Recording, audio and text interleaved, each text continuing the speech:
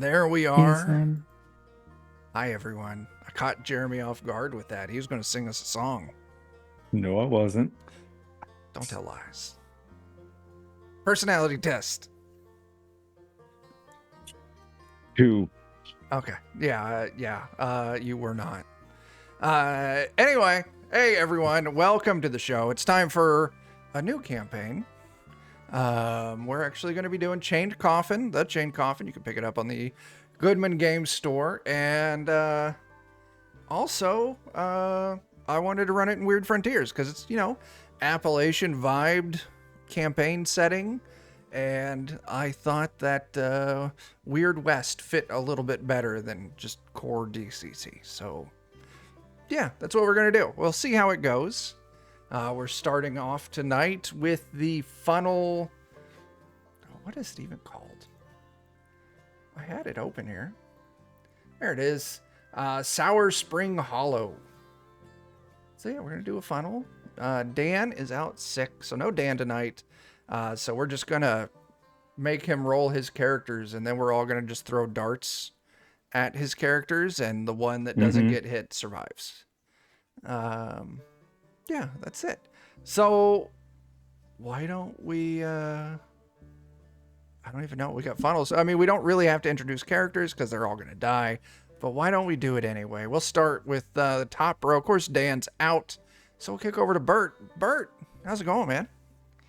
I'm sick, but I'm here. You are here. Yeah. So tonight I've got Henry, the uncharismatic, undexterous magician. Yeah. I've got Tater, what is he called? A homesteader. Oh. I've got Morris, who is a former cavalryman, and Rachel, who is the buffest farmer you have ever met. Nice. I got my bets on Rachel. That's who I think is going to make it. Oh, very cool. All right, Joe, what about you? Yeah, let's see. I've got Tomatthew, my innkeeper, who's got the best stats by far. Only one negative. Then I've got Ben Jameson. He is a laborer. Then I've got Dar Lewis, a paper hanger, and Stevethan, a merchant. Ow. Stevethan's got 3 strength. That's amazing. I appreciate that. 3 strength. That's 3 ones on your 3d6 roll. That's amazing. Absolutely. It's great. Yeah. All right, let's kick down to the bottom row. Eddie, what do you got, man? I've got Billy the butcher. I've got Orson, who is a farmer, rutabaga farmer. He's delightfully bright, but everything else about him is pretty plain. I've got Chet, who for some reason is a lawyer. Not really sure why. Okay. He's the buffest, most bro dude lawyer you've ever met, and he has a whopping 4 intelligence. That's why he's a lawyer. Owns. I'm going to figure out. Here's the way I'm going to word this. He is in possession of a law degree. Yeah. And that's all I'll say about him having a law degree. He is in possession of one. He is a lawyer. I just imagine. He got it at the bar. He suplexed his way. At the bar here. Yeah. And last but not least, I have Bradley, the caravan guard, who is oddly charismatic. Okay. Well, I mean, that goes a long ways. Yeah. Yeah. All right. Jake, what do you got, man? Well, I've got a jeweler named Vern Kilchner. I've got a sideshow freak named Marvin the Mighty Man. I've got a peddler named Lance Vackman. And I've got a thief a burglar named Twitchy J.P. Stern. Nice. So we have 2 Marvins, that's correct? Mm-hmm. Okay. Well, we'll hear about Jeremy's Marvin right now. Go ahead, Jeremy. Yeah, my Marvin is probably known as Starvin Marvin because he is just the scrawniest druggist you've ever known. But always trust that scrawny Weasley druggist. They're very, trust. You can always, know they'll do the right thing. Then there's Sammy, just this big, beefy gardener. There's Mortimer, the Undertaker. And then there's Whately, who was a surprisingly stout student. Oh, okay. Very cool. So, this is Chained Coffin. Imagine, slightly alternate universe kind of Appalachian area. We're going to be setting this kind of in the late 1800s. Weird Frontiers rules as normal. But why don't we start this out? Because it was a glorious day in the mountains for a wedding. Ivy Newscomb made a stunning bride dressed in her grandma's white lace dress. And Tum Dankers, despite his nervous sweat that puts a hog to shame, spoke of his love for his bride-to-be in a manner that made even the old ladies sigh. Now, when Briar Gagers announced a couple, husband and wife, in the eyes of the Lord, a cheer went up that echoed clear across the Hardscrabble Valley. The party afterwards worked hard to outdo the wedding that came before it. Jam Ranson and his 3 sons reeled out song after song on fiddle, fife, and drum as the guests whirled, stomped on the dance field. Granny Hopyard gave the newlyweds a good luck quilt sewn from the patches donated by all the families in the valley. And Son Carver and Clem Wills worked hard, dishing out heaps of food for the hungry guests. And it wasn't too long before the jugs of the good stuff, that stump whiskey, started making its rounds. In fact, that's kind of where our current problem starts up. Your last clear thought was taking a long swig out of a particularly potent liquor from a real odd-colored jug.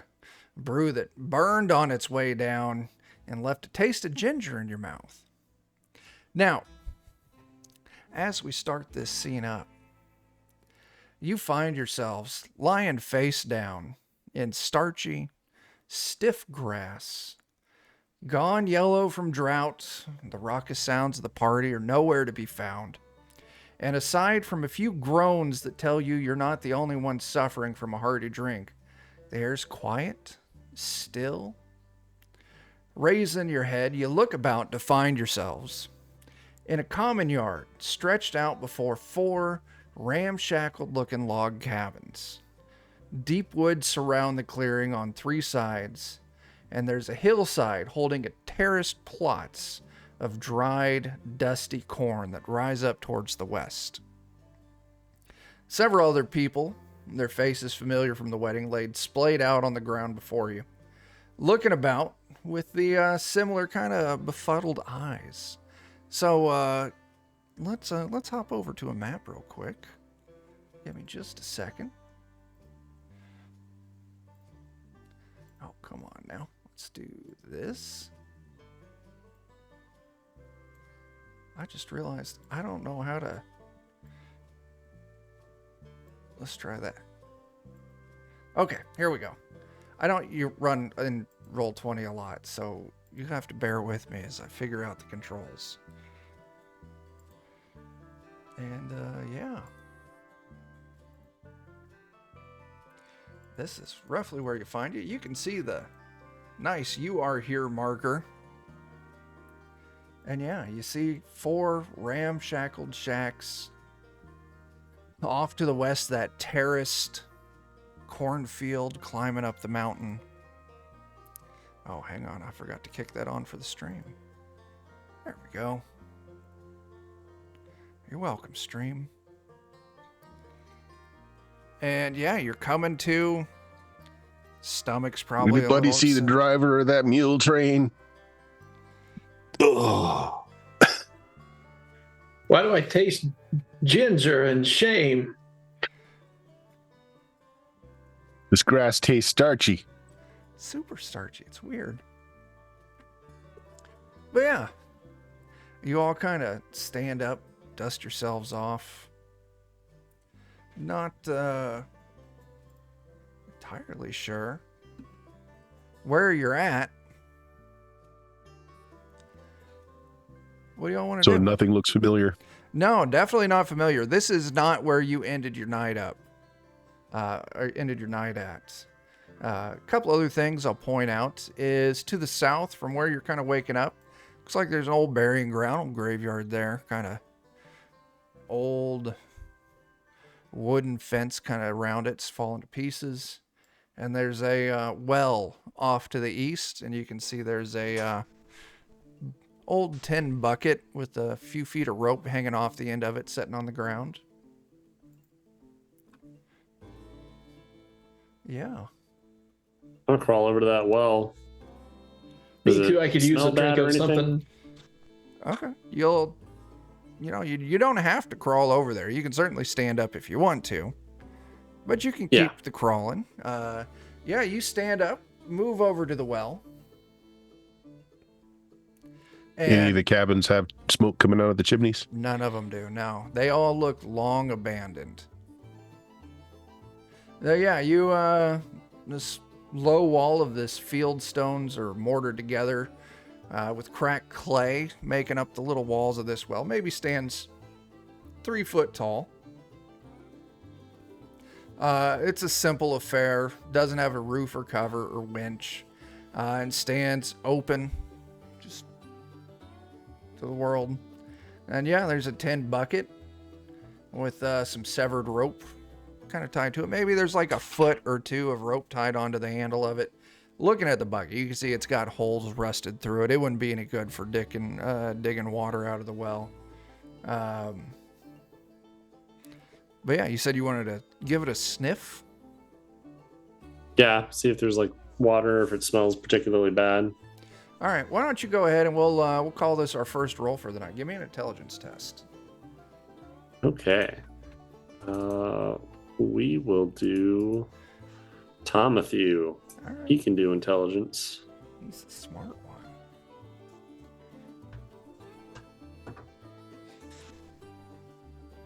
$16. Oh yeah, you give it a whiff. No foul smell to it. You listen and you can hear there's a sound of very gently trickling water. You kind of peer a little bit, try and get your angles, and you're gonna guess that the walls of this well probably drop 20 feet down, and then you can see it kind of breaks open underneath that. You can see it opens up, and you can just catch the glint, maybe 10 feet so or down. Reflection of water down there. So from where you're at the Okay. top of the well down to the water, look at about 30 feet. And yeah, there's water down there. No stink to it that you can tell. Okay. And then the rope that was on this bucket doesn't seem like it's even long enough. Oh, You said no. it was only a few feet. It's just a few feet. Like there's the bucket and a few feet of rope tied to it. So yeah, absolutely not enough to really do anything with. Okay. What time of day is it about right now? It's a little hard to pick up exactly what time of day it is. It is definitely daytime, but the sky's overcast. Okay. No sign of the sun behind the clouds at all. It's just there's the light, right? But you can't pinpoint exactly where that sun may be hiding behind the clouds. Maybe we could check one of these here cabins for a bucket. You certainly could. Which one are you thinking about checking? Well, from the well, the one immediately to the left would be the northeast one. Yeah, that one up there. Yeah. Sure. I'll head up to the window on the south side of the building and take a look-see inside. Yeah. Give me just a moment here. Yeah, so you go up to it. It's just another weather-beaten log cabin. Roof, porch spans the front of the cabin, giving a little bit of protection, if the weather were to turn on you. The front door kind of hangs askew on the hinge. And there's a real crude-looking children's rocking horse. It stands behind a short flight of log steps leading up to the front door. You move up to the side. You kind of have to stand on your tippy toes a little bit to peer in the window. And you can see it's very bare, scantily clad. Everything looks in disrepair. You do see that there is a ladder going up to like maybe a loft or something like that from where you're peeking in inside. I'll go around to the front door and I'll see whether it's locked. The door's standing, like I said, askew. It's not even closed all the way.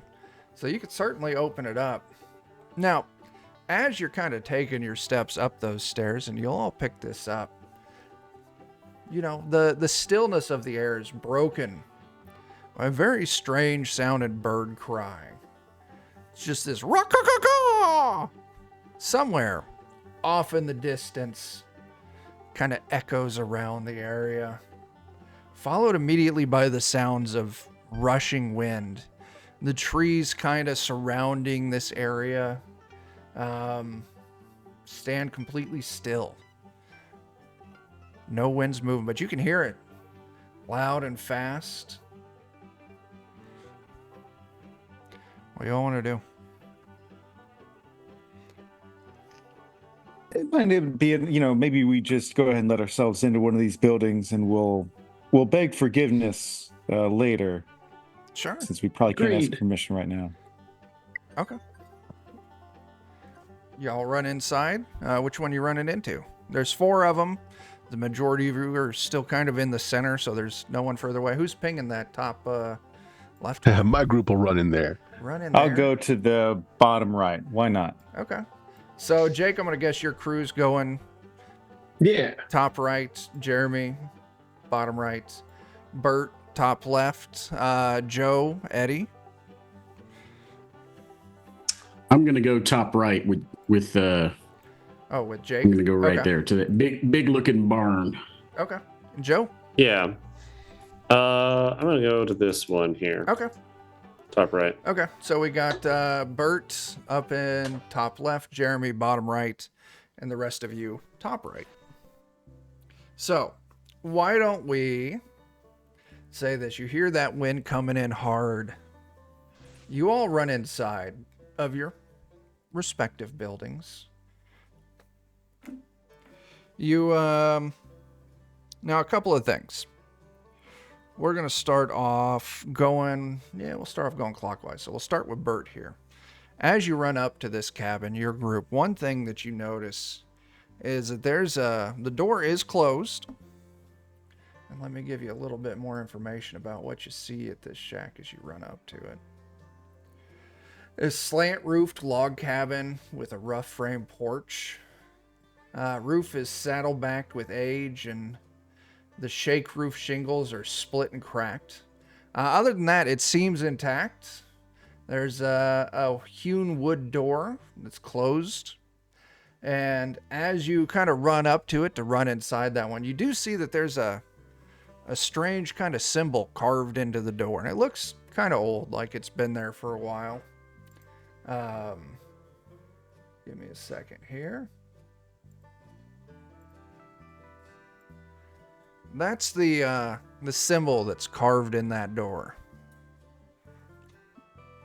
Considering none of my characters have an intelligence over 9, I don't even think we can read. So Okay. Perfect. You all them symbols look the same to anyone in my group. absolutely, yeah. You pile inside, and yeah, looking around. Let's see, what else do you got? There's a wood pile off to the side. There's some bits and bobs, just odd things kind of littered about the cabin. Why don't you go ahead and give me that intelligence test? I know your characters are not skilled at this. Actually, here's one that's got a 10. I didn't see that. So yeah, here I'll roll this one. Smartest in my 14. group, still. Yeah. That's good. So one thing you see is next to the crude little fireplace in here, there's a pile of wood, wood for burning in the fire. But one thing you do notice is there's this very pale, stick, you probably call it. It's been sanded smooth, very easily distinguished from the other ones. And it looks like, actually, you take a look at it for a moment, it looks like a walking stick that's been broken into. Oh, Henry the magician will go and pick that up. Okay. And Henry. then he'll wave it like a wand, say some fake words, and he'll palm a match onto the wood to start the fire. Yeah, let's do that. Let's do that dexterity or agility test. he's not good at this. Yeah, that's fair. He pulls an 8. He kind of pulls it off. It's if anyone was watching real close, they may have noticed, but it's good enough. You get the fire going in this cabin. The rest of the party just rolls their eyes. Yeah. All right. So before we dig into this cabin more, why don't we go and pop down to where Jeremy's crew ended up at? Now, the cabin you run into, your crew, it is in a state of ongoing collapse. It kind of stands away from the rest. There's holes that pierce the roof, and one of its walls kind of lean ominously, bringing a mind of like, it kind of looks like a silhouette of like a cringing dog kind of waiting for the next blow. Now, lacking shutters, ratty, badly tanned hides covered the windows facing the yard, and a crumbling stone stoop leads into the closeted or closed front door. So yeah, your crew runs up, throws the door open, not a problem. And it is definitely a terrible repair. Like, you can see there's bits of mold growing on things, like it's been exposed for a while. It is a cluttered mess. Yeah. Other than that, though,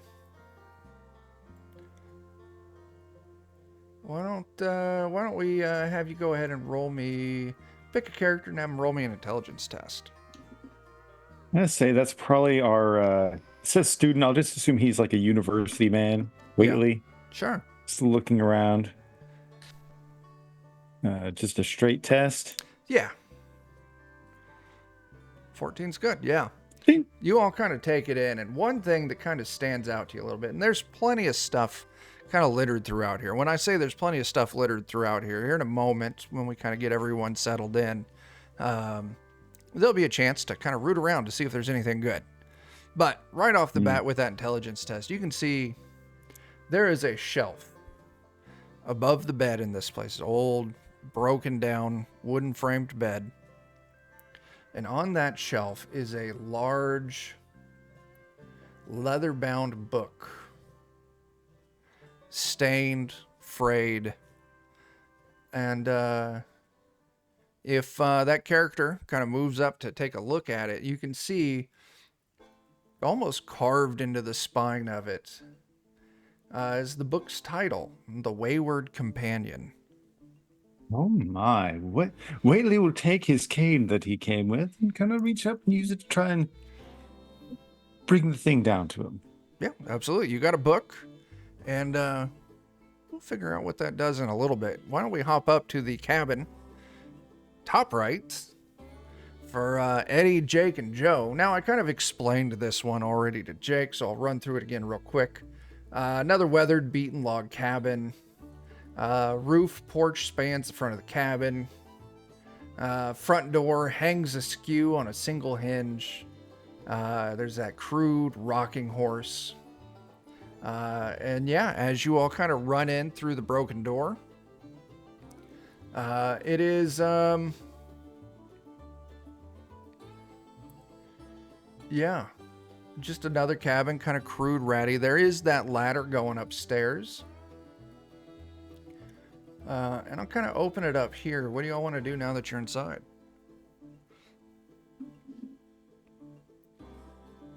I'll start examining the first floor.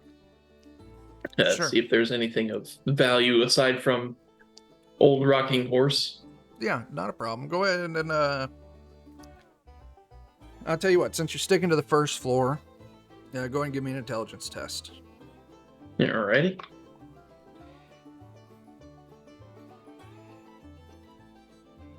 7? Oh boy. Okay, roll me a d8.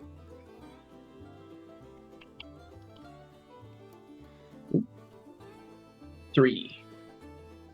You find a drawer. Go ahead and roll me a d5.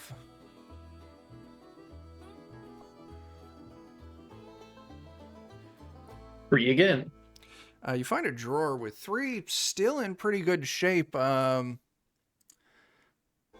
know, how do I want to phrase it? They're like outdoor knives. You know, like clip tip, not quite up to a Bowie knife, but Skinning knives, skinning basically. knives. Yeah.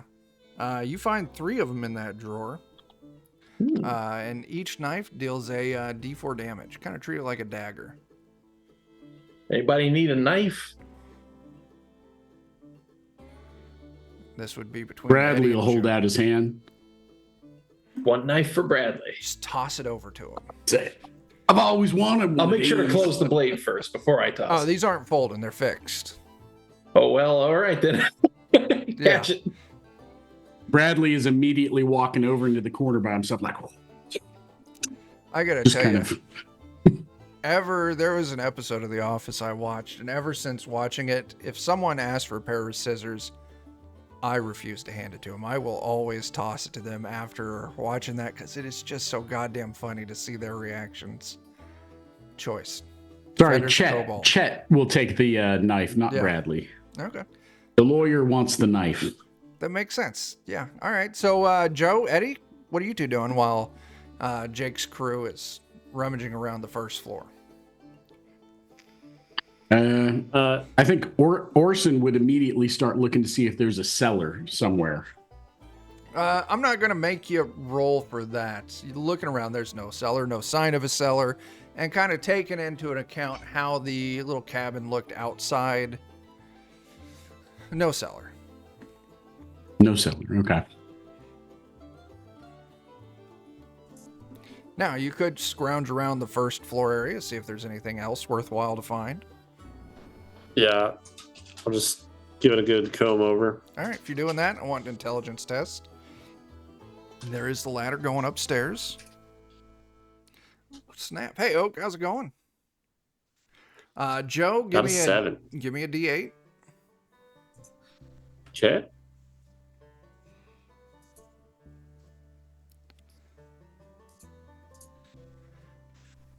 Two. You find, there's a bed. And you kind of pull up the old straw mattress. And you find there's a old kind of like pine box, kind of rough. No larger than like a shoebox. And you pull it out and you open it up. I need you to roll me 2d4. Okay. 5. And you find a flintlock pistol with enough powder, wadding, and balls for 5 shots. Awesome. Things have escalated. Hold on to that. There's now a gun. Billy will probably also look around, maybe up in the loft. And Joe. Ladder. Okay. Joe, if you want to get the stats for that, open up the Weird Frontiers core book, pop over to page 856, and it's just listed as the flintlock pistol. All right, Eddie, you're heading upstairs. This is very obviously a child's room. It's got really crude toys. It's got some old, mostly, destroyed just due to age, like some corn husk dolls. But you can see that the thing that really kind of pops out for you is the pitch of the ceiling in this little loft. It's low enough that it looks like the child that lived here used it as their art studio. Think of it like that. It's covered with childish pictures. Go ahead and just give me an intelligence test here. 14, that's good. Yeah, you see these pictures. Some of them might be drawn in clay, dust, mud. Some of that stuff's kind of got a real kind of rusty brown color to it. You've been around enough to know that is definitely dried blood that this kid drew some of these pictures with. And kind of taking that information in, there's all sorts of, you're picking up maybe kind of profane, occult-looking symbols here and there, things that don't look right, maybe kind of set your stomach a little bit uncomfortable looking at that kind of stuff. But one thing that kind of pops out at you is there's a series of pictures. Crude enough, but you can definitely get the gist of it. You can see that in this little clearing with these 4 houses, it looks like a nun arrived. And these pictures kind of tell the story of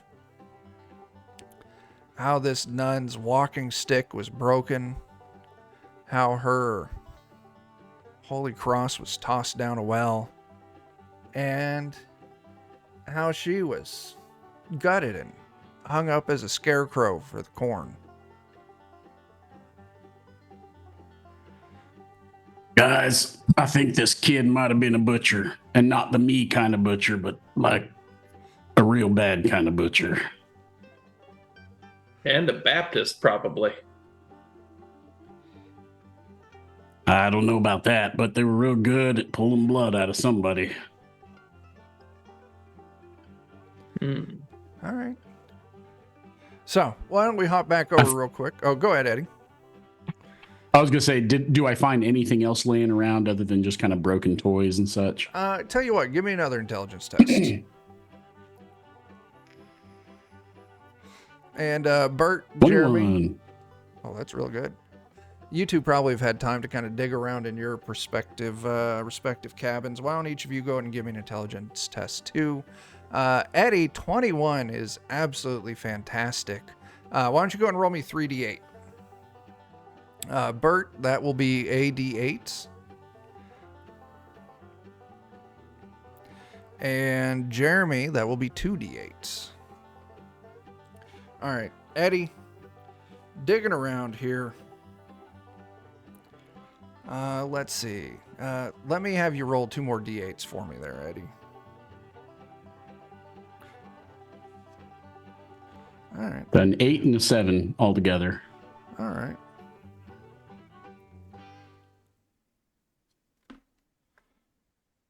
All right. So here's what you find, Eddie.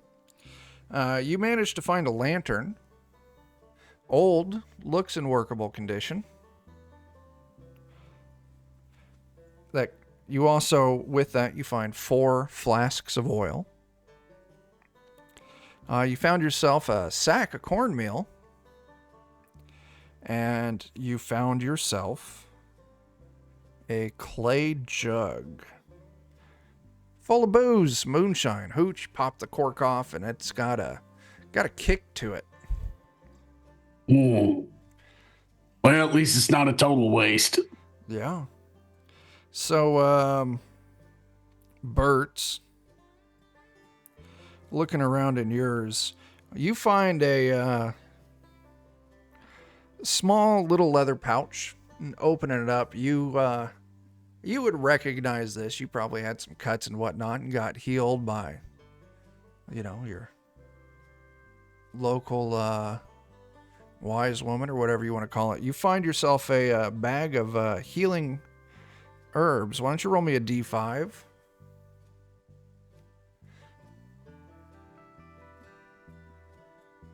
And it's got 5 doses in there. Each dose heals 1 hit point.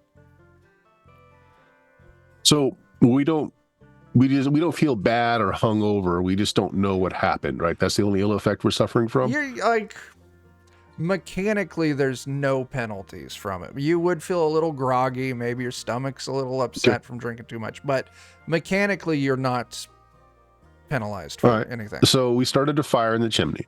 You did. Looking around, there's nothing like nobody saw a water pump or like a pot or anything that we can heat up some water with. I'll tell you what. Yeah, if you look around, not necessarily a pot, but you find yourself a frying pan. a fairly deep-walled frying pan. And I'll How tell about you, a water pump? Well, we know there's a well out there. there's right? a well, but There's there's still no bucket. a bucket full of holes and no rope for it. All right.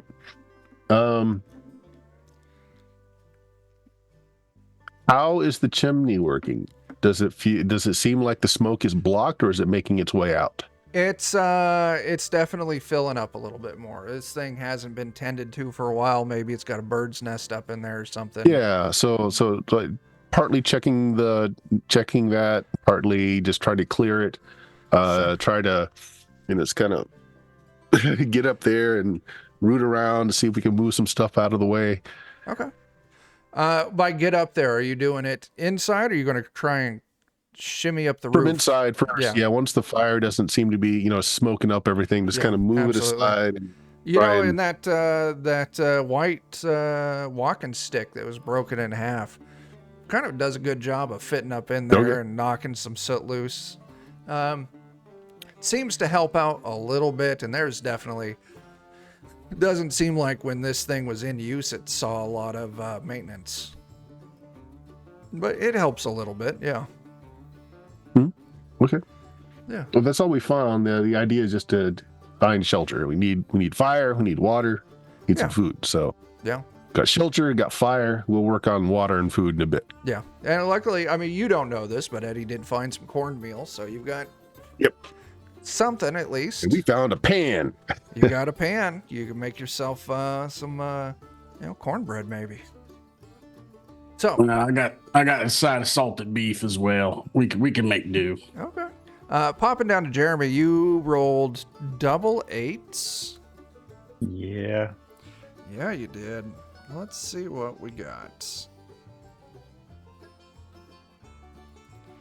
Okay.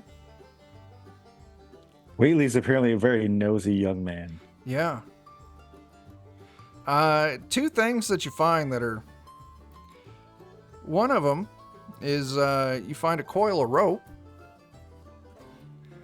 And the other thing that you pick up with those 2 8s is first you think it's a deck of cards. A little too big to be a deck of cards. Until you kind of pop open the little box and take a gander. Very odd looking cards. Us players would recognize them as tarot cards.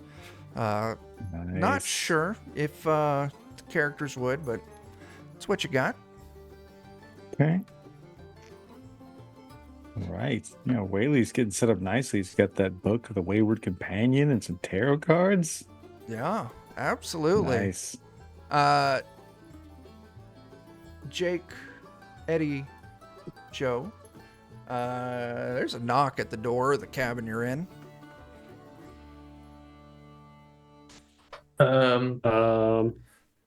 Who is that? Bradley is immediately on edge. He's standing there, weapon drawn, like ready to pounce on whoever comes through the door. Yeah, Vern's got a Derringer at the ready. Okay. There's no answer. In fact, after you ask that, that sound of that wind really going hard outside starts picking up. Is the door like closed at this point? I kind of presumed that you all closed it when you entered. Okay. You were looking for shelter, so it would make Yeah. sense that you I'm closed gonna it behind send. you. I'm gonna send Ben Jameson over to see if anyone's outside. I'm just gonna kind of peek the door. Ben Jameson cracks the door open to look through, and there is a shadow standing there. Black wisps of just almost smoke with 2 glowing green emerald eyes. You close the door, I'm shutting the door very slowly. and this thing just lunges through the door, and I mean that in the literal sense. It like phases through the door. Wonderful. Yeah, I appreciate it. Why don't you go ahead? I'll tell you what. I'm gonna Ooh, make we an gotta play a attack against reroll. you. Oh, that's fantastic. Thank you. Thank you for that, Sundance Kid. Yeah. We may be using that imminently. Mm-hmm. Yep. What was this? I'm gonna roll an attack against you. Okay. Okay.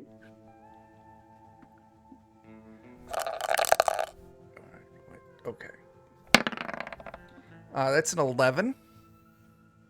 I died. It's that situation. You had 1 hit point. Yes. The rest of you are kind of watching with bated breath as you see Joe's character pop open, take a look, and just like this kind of oh shit face across his face, and then he just closes the door, maybe takes a step back, and all of a sudden this ghostly looking shadow creature, this man-shaped shadow creature, just lunges through the wood of the door, buries claws into the side of Ben Jameson's head, and just pulls him back to the door. Now, of course, Ben Jameson doesn't phase through the door like the ghost did, so Ben Jameson's head just, boom, he falls back, and you can just see the majority of Ben Jameson's face has just been ripped off. Just kind of back behind the ears, just giant claw marks just carving out a void where his face used to be, as blood spurts out, body I don't need twitches. that face anymore. He's dead. As the rest of you in that same shack, Joe, Eddie, Jake, you hear other knocks on the windows, on the door. What do you want to do? Don't let them in. That seems to be they're not friendly. As you kind of call that out, all of a sudden, one of the kind of crude, broken toys from that loft that you looked up in, Eddie, goes flying down and kind of lands on the ground next to, next to one of your characters, Eddie. Just go and roll me a d4.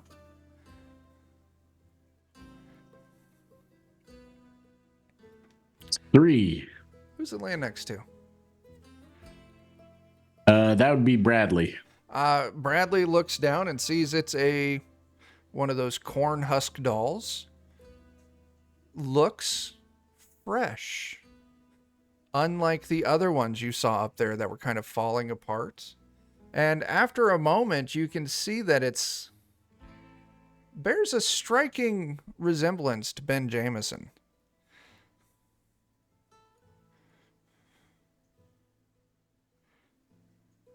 Ooh. Yeah, Bradley will pick that up and just look at everybody else. And just go, guys, you think this looks a lot like Ben Jameson? Just holds it up and kind of shows it to everybody. I think it does. Vern's gonna shoot at the ghost. What are you shooting with? A Derringer. Oh, okay. You just shoot through the door, or what are you shooting at? Yeah, the door. I like it. Yeah. Go ahead. Draw your card. 8 of diamonds. Aces and 8s are bad, Jake. Yes, they are. That is disaster. It's a misfire. Shot misses. And you must immediately roll on the firearm fumble charts with the appropriate fumble die modified. Oh, baby. I'm trying to remember, do you get a Bane for that? Yes. All right. Well, that takes the fumble roll up a step. So that'll be a 7 total. Oh, you rolled a 7? I rolled a 6, but Oh, I apologize. it moves the die size up a step. Oh, I see. And don't forget your luck modifier. Oh boy. If you got a positive luck modifier, it subtracts from the total. If you got a So negative luck modifier, it adds to the total. In this case, it added 1, so that's an 11. And 11. That's not terrible. The shot explodes before leaving the barrel of the gun, causing fiery backblast of gunpowder to temporarily blind the attacker for D6 rounds, in addition to inflicting D6 burn damage. Oh God. Oh, That's 4 Oh, damage. Well, the 4 damage would blind him permanently, as he would be dead. Okay. As you see this character pull out the Derringer, aim it at the door, pull the trigger, and the breech of the gun just buckles and caves, sending shrapnel directly back into Jake's character, killing him on the spot. Rip. Now, Guns do kill people. that does open us up to Bert and Jeremy, because you just heard a gunshot. Anything you want to do with that? Go ahead, Jeremy.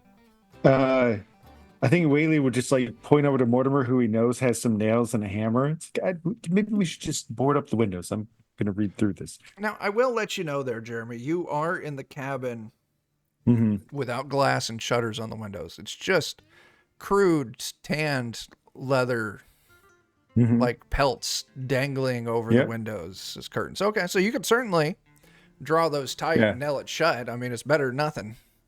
Yeah. If there was wood, maybe. But more maybe Mortimer will try and do that. Whaley's just going to read the book. He doesn't care. Okay. Give me an intelligence check for the person reading the book.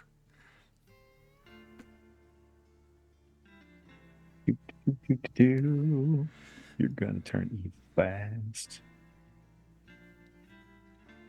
10. 10's not bad. This is definitely a very dark, arcane book.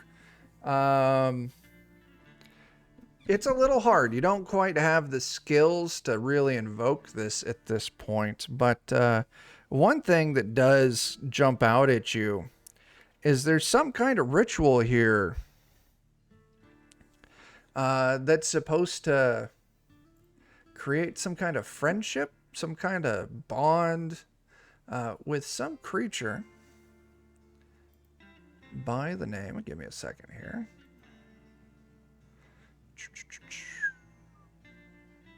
Oh my gosh, here we go. Vog Thulb. VOG''THULB.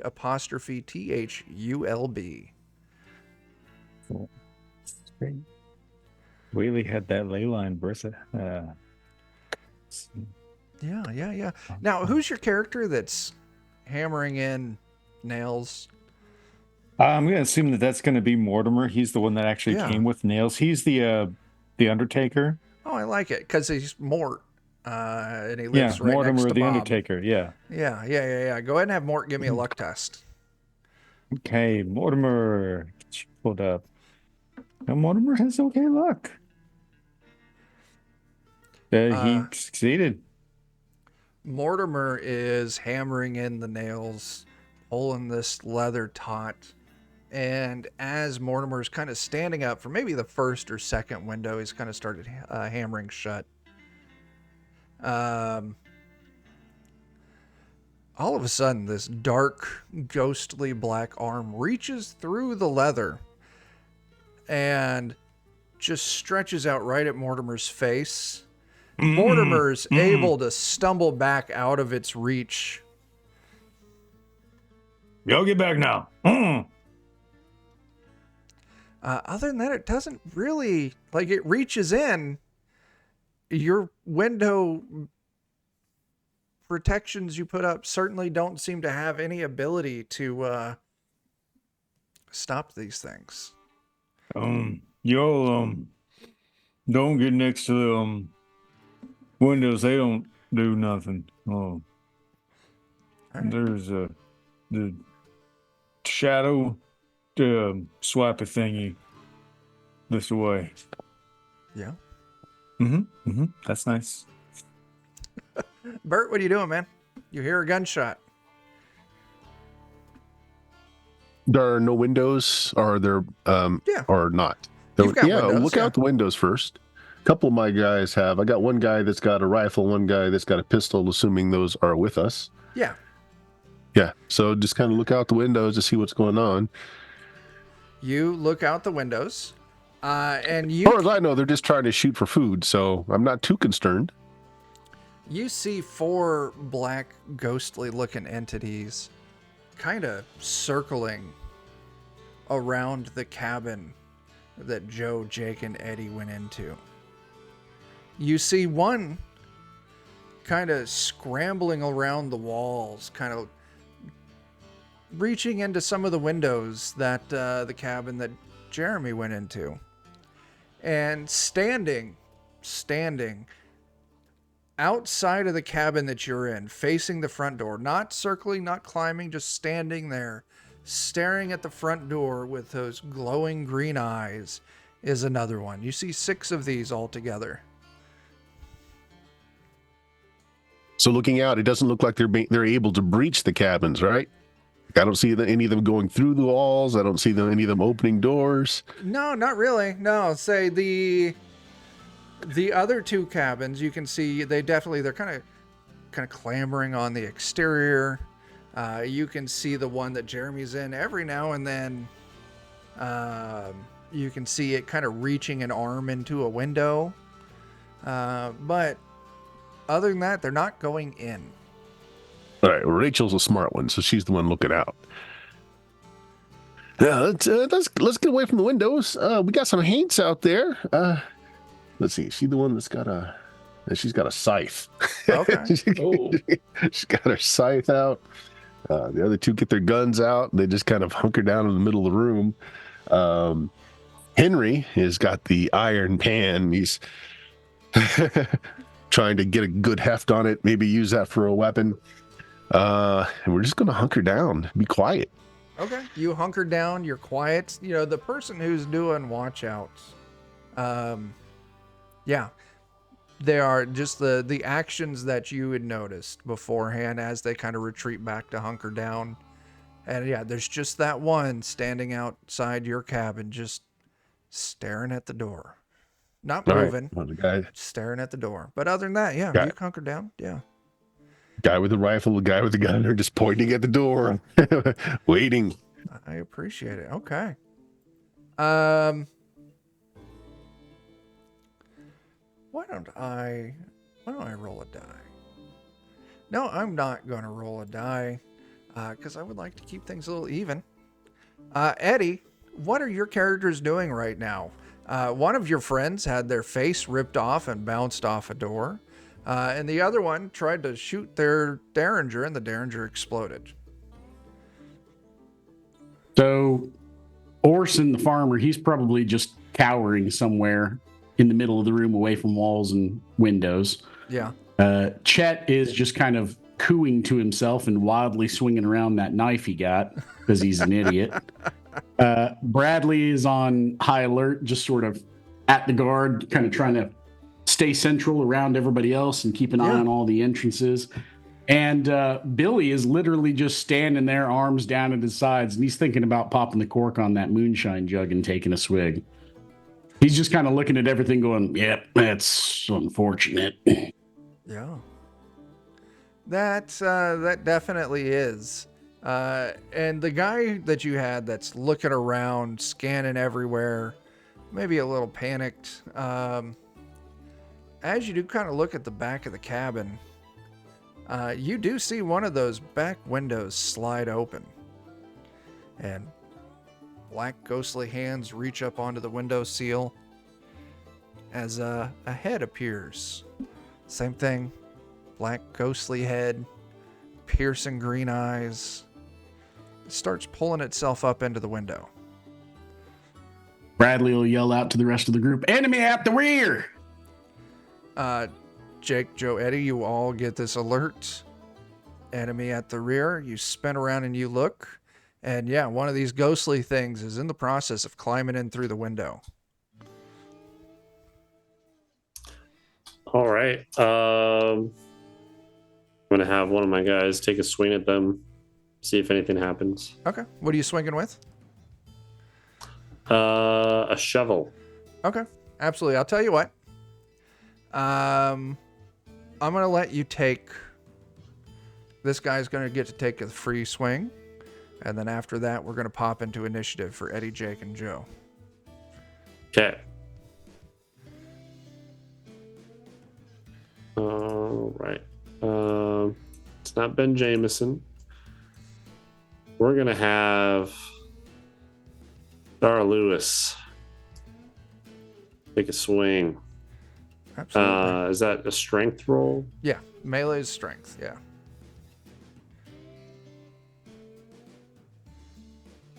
Seven. Seven's definitely not going to clear the AC, but let me confirm that. I've been wrong before. 7 does not clear AC. Didn't think so. All right. The initiative track is up. Oh, hang on a second. Let me clear it out.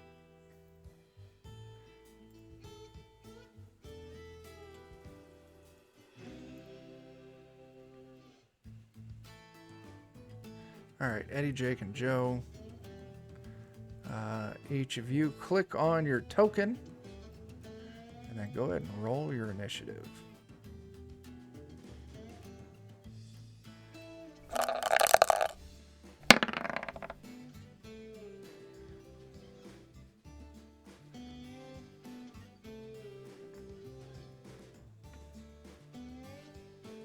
Where's the token like on the map? Yeah, click on your token on the map. And then just roll It's your not letting initiative. me- We can't Let me click on the refresh. tokens on the map. What? Yeah, it doesn't do anything if we click on them. How dare. Yeah.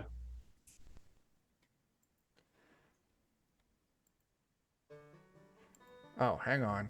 I gotcha. I know what I fucked up. There we go. For initiative, are we just rolling like our best initiative? Yeah. And it's agility. Yeah, there should be an initiative button on there. Oh, that's right. Yeah.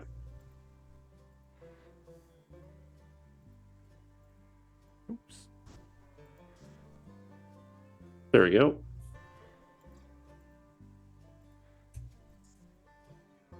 $16. All right. It looks like, Eddie, we need you to roll still.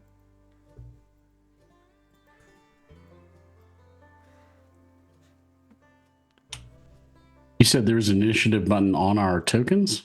No, you'll click on your token on the map and then open up your character sheet. Oh, I see. And you just wanted us to do it on the character sheet. Yeah, roll initiative Okay. from the character sheet. I rolled an 18 before. I can re-roll it if No. you want. I'll update it. It's fine. Okay. And I just took an average of my pluses and minuses across the characters. So yeah, it kicks us off into initiative. Eddie, you get to go first. Now, what do you mean an average? all right. I have two characters that are flat, no bonuses, and then I had one with a -1 and one with a +3. So I just did a +2.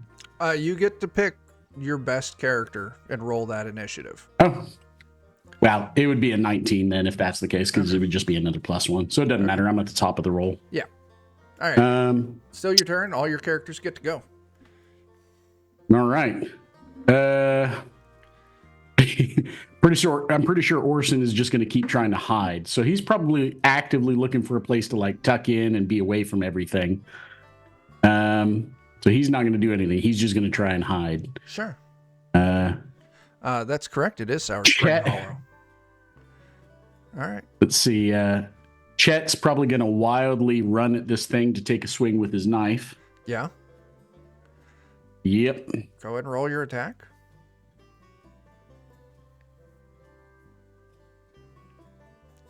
Ooh, it's a 20. 20 is a hit. Go ahead and roll your damage. It's 4 damage. Oh, it is on there. Yep, I remember now. Oh wait, that was with my pen. What would a knife be? D4. D4 or something else? Yeah. Okay, so it's same damage. Doesn't matter. Okay. You run up, you swipe hard with your knife. Your knife passes harmlessly through the figure. What's your next character doing? Bradley will see that, and he's smart enough not to repeat it. Yeah. So let's see. He's just got a sword. I think he really has. We don't have a fire going or anything, do we, in this cabin? You don't know. Not in this one, no. All right. He's probably immediately going to look around. Is there a clear egress that we could run out of the building? There's multiple windows, and there's the front door. I don't trust the door. We just saw somebody get their face rubbed off on it. Yeah, there's another window. I mean, you'd have to open the window, but there's another window. He'll probably run to a window and before he gets too close, check to make sure they're in one of these things in front of it. And if it's clear, he'll probably open the window and call over to everybody to run towards him. I'll tell you what. You run to a window, and it does appear to be clear. You throw it open. Yeah. You yell for everyone to come this way. Guys, come on, we got to get out. And then Billy will just go, yep, and just start walking that way. He's not in a hurry. Okay. Still sipping that moonshine. There you go. Very good. He will pick up, I will throw out, Billy will pick up the doll that Bradley dropped that looks like, Joe's character. Did a second one appear that looked like No. Joe's character? No. Okay. Just the one? Just the one. Okay. He'll pick that up and he's going to carry it with him. All right. So we got people heading towards a window on the other side of the house. It takes us to Joe. Joe, what are you doing? Saw that a weapon didn't work. Yeah. Just like passed through. Yeah. I want to see if there's anything that we could do to start a fire. I just want to get like a torch lit. Okay. Go ahead and give me a luck test. Okay. Or I've got a candle on one of my characters. Okay. You've got a candle, so you got something you can. I'll say you light your candle. Okay. And then I just want to try to see if the ghost thing doesn't like that. You go ahead and make me an attack roll. Just a physical attack roll. So just a strength test. We're gonna have Dar Lewis do this. Actually, yeah, Dar Lewis is best. Hey, there we go. 16. Yeah, you run up and you bury this candle right in the face space of this, and as the flame kind of passes into this, the fire turns green while it's inside. And as you're kind of passing it back and forth, it really doesn't have any kind of effect. It just turns the fire green while it's inside of it. And then I'll use the rest of my movement to run away and get distance. Run away. Yeah. Okay. So all your characters making a run for the window? Yeah. Okay. Cool. Then it's my turn. One of them finishes climbing in through the window. Two of them float in through the front door. And a fourth one floats down from the loft up above. Now, who all thinks they would still have characters here inside the cabin? Haven't made it out the window yet. Jake, you definitely do. None of mine haven't. Yeah. Eddie, I'd have at least one. Orson would still be cowering somewhere. Okay, Orson's still in there. And Joe, would any of your characters still be in the cabin, or did they all make it out the window? Only the dead one. Okay, so that leaves me 4 targets, and I have 4 of these creatures. Oh, crud. So let's see. Jake, number 1. I really want that to stop doing that. There we go. Jake, number 2. Oh, come on, roll for me. Said disable. Jake, number 3. And Jake, number 4. And no, I'm sorry. We're going to say that first one. I'll put it on Eddie. And then the other 3 were against Jake. So Eddie, does a 19 hit? Absolutely. That's fair. Oh, I forgot. I have a goddamn attack button. That's so dumb of me. Okay. All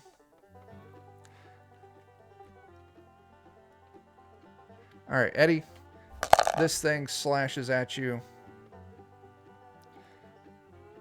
4 damage. Yep. That's all of it. All right. My rutabagas. All right. Jake, your character in the first position, does a 13 hit? Yes. Does a 14 hit person in second position? Yes. Your final character, does a 6 hit? No. Okay. So, character in the first position. Let's wait for it to roll. 1 damage.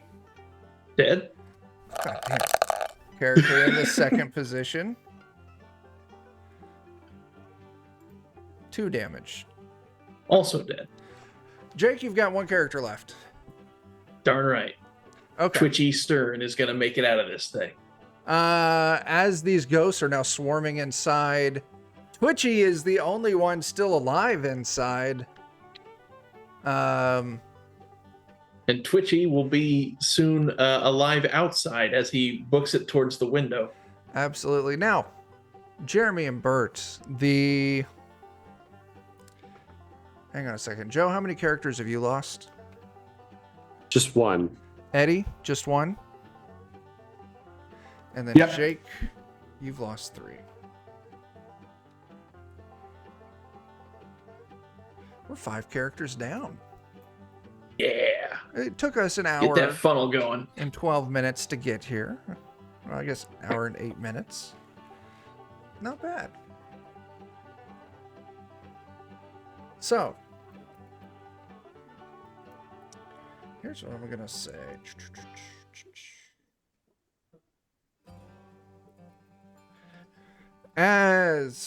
Let's do this here.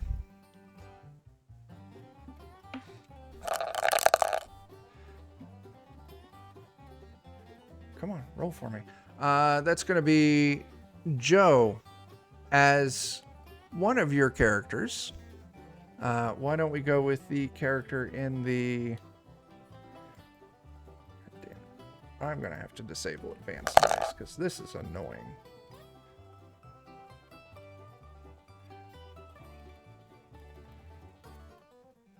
Get rid of the 3D dice. Just let me roll. Joe, your character in the second position. As he lands on the ground, he lands on a fresh-looking corn husk doll that looks like... Jake, who's one of your dead characters? Marvin the Mighty Man. Looks like Marvin. Okay. Give me that. Give me it. Give it to me. Yeah, I'll toss it to Eddie. Okay. I don't Billy want just tucks it right into his apron next to the other one. Yeah. And I'll tell you what. Bert, high or low? Nope. Low. Low.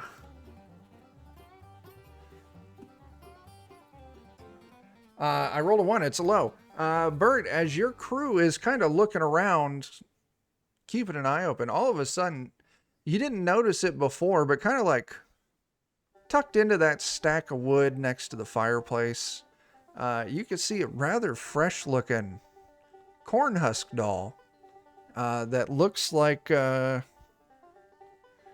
let's see here. Eddie, what's the name of your dead character? Orson. Looks like Orson that you saw at the party. Morris will go and poke at it with that new stick he found.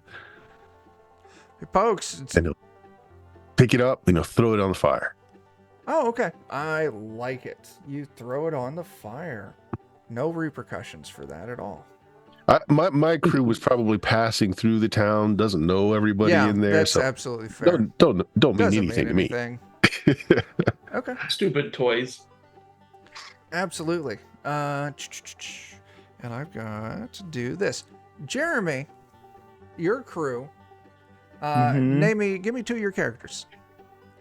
We've got Starvin' Marvin and Sammy. Haven't done much. Starvin' Marvin and Sammy. Starvin' Marvin, what are your characters? Are they still kind of holed up, staying away from the windows? I think so. I think Sammy is dumb as a brick, but a pretty big old gardener boy. He's just sitting there with a shovel, ready to look at what's going on. Marvin was a druggist. He starts off with morphine. He's freaked out. He's just drugging himself up. In Marvin's kind of blissful floating situation, he sees kind of lying next to him where he's kind of sprawled out on the floor. Didn't notice it before. There is a corn husk doll, rather fresh looking. Looks a lot like one of Jake's dead characters. You'd recognize it as Jake, another dead character. Lance Vackman. You'd recognize it as Lance. Lance, so small. You're smaller than me. It's okay. I'll still be your friend even if you're small. Yeah. Being small ain't bad. I'm small. And Marvin's just out of it. Yeah. That's My fair. hands can touch anything except for themselves. Wait. Yeah. So looking around, your big guy sees that on kind of a higher shelf, there's another one of these corn husk dolls just kind of propped up there, kind of in a standing position. Whose dead character doesn't have a corn husk doll yet? Vern of the self-shot face. That's who right there.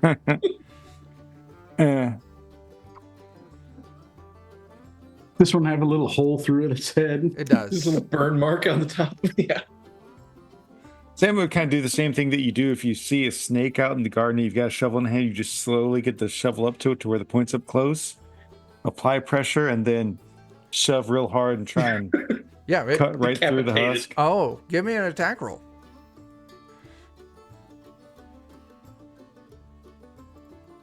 I'm not a smart man, but I know what creep he is.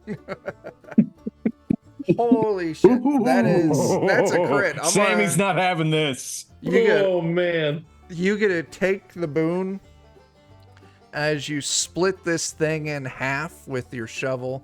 And it kind of, the corn, like, it takes its form by being wrapped onto itself, kind of tucked into itself to kind of keep that corn husk doll form. And it just kind of unravels into a pile of, fairly fresh looking corn husks.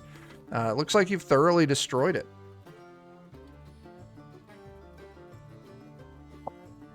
Spit on it for good measure. Yeah, actually, give me a second. I need to move these over here. I stabbed the corn husk. So, those of you who leapt out of the cabin, what's your plan now? Joe, is your character still holding a lit candle? No, you would have doused it. And Yeah. I imagine too, it probably just would have gone out as he was running. But But Yeah, he's it's got windy something out to here. light it with, right? He's got like a Yep. flint or something. yep, Billy will lean over to him. What's that character's name? That was Dar Lewis. Dar Lewis. Billy will lean over. Hey, Dar Lewis, you still got that flint on you? Yeah. Need it?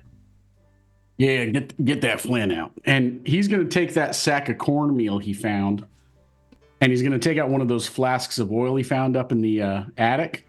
He's just going to douse that sack of cornmeal with oil while he's just kind of holding the bag by the top. All right. Sure. Here, Dar Lewis, give this a quick light up on there. All right. I'll ignite it. It's burning like a bag of cornmeal. It's a burlap sack. As soon as that thing's lit up good and hard, he's just going to give it a couple of swings and chuck it straight in the window to the middle of that cabin. Okay, I like it. Go ahead. You do. I'm not going to make you roll. You chuck it into the window of the cabin. That's perfect. Go ahead and give me a luck test.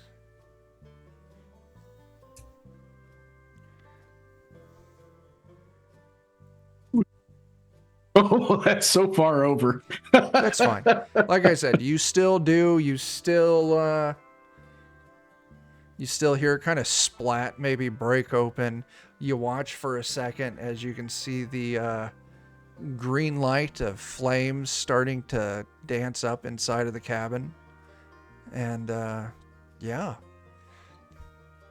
So none of the Bert and Jeremy's characters are all holed up away from the windows. So you wouldn't see that less people escaped this cabin than went into it. So, what's someone doing now?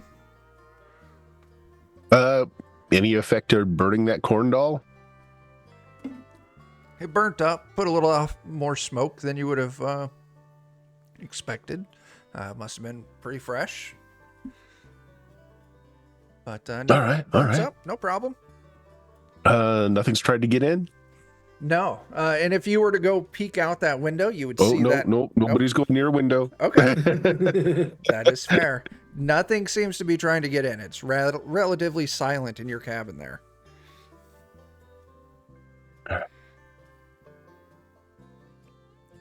What we got us is firing pan. We got us is fire. If these ghosts kill off the rest of those poor folk out there, we'll have us some victuals tonight. I think we'll make it okay. I can appreciate that. Yeah. All right. Jeremy, your crew doing anything? I think they haven't seen what else was going on. I think they just feel all the more reason to like stay put. If anything, Sammy, if he sees Marvin with the other corn doll, just like knocks it out of the little druggy's hands and stabs it with the shovel too. Hey, give me an attack roll. Sammy's freaked out. That's fair.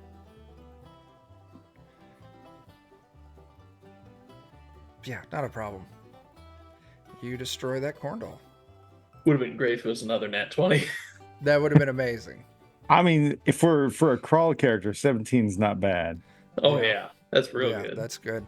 Okay. So Joe, Jake, Eddie, what are your characters gonna do now? Do we see any of these shade ghost things outside now that we're out here? Yeah, you do. You see one standing in front of the cabin that Bert's group went into, just standing there staring at the front door. And you see another one crawling all over the collapsing building that Jeremy's crew is in. Climbing over the building, very much, like Exorcist, climbing on the walls, occasionally reaching into a window. Okay. So they're on every building, or are they not on this one? There's one standing in front of this building. Okay. There is one climbing all over the walls of this building, and there are none around that building. Okay. And this is the one we were in where they were attacking us. Correct. Yeah. I want to go to this building, see what's going on with it. Okay. Yeah. So Joe's group is going that direction. Eddie, Jake, are you going along or are you doing something different? Absolutely going along. I like it. Doesn't want to be Yeah, left alone. yeah, I'll go with them. Okay, cool. All right.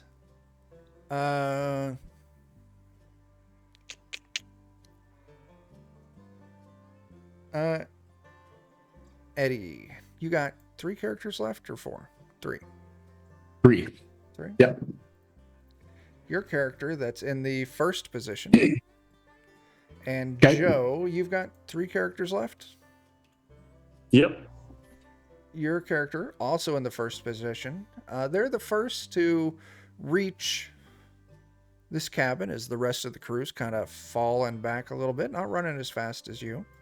This decayed looking cabin, lacking a porch, stands at this point kind of overlooking the yard. There's a pair of shuttered windows that flank an open doorway leading into the gloomy interior.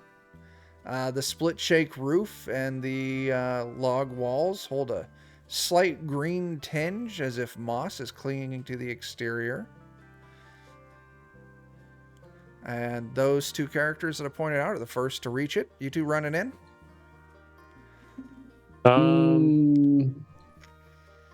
No. I mean, the wind and stuff's still pretty picking up, right? Yeah. Like, yeah, I think I'd run in. Okay. Eddie, your Try and character get out of does the not. elements. You get He's gonna wait for everybody to catch up, kind of stand at the doorway. Sure, okay. So Which position did you say it was? you're first. First. Okay. Yeah. Matthews running in. Yeah, absolutely. So Eddie, your character stops. The rest of your crew catches up. Jake's character catches up. The rest of Joe's crew catches up. As Joe's Matthew runs in, and immediately the door slams shut behind Matthew. Oh, that's bad.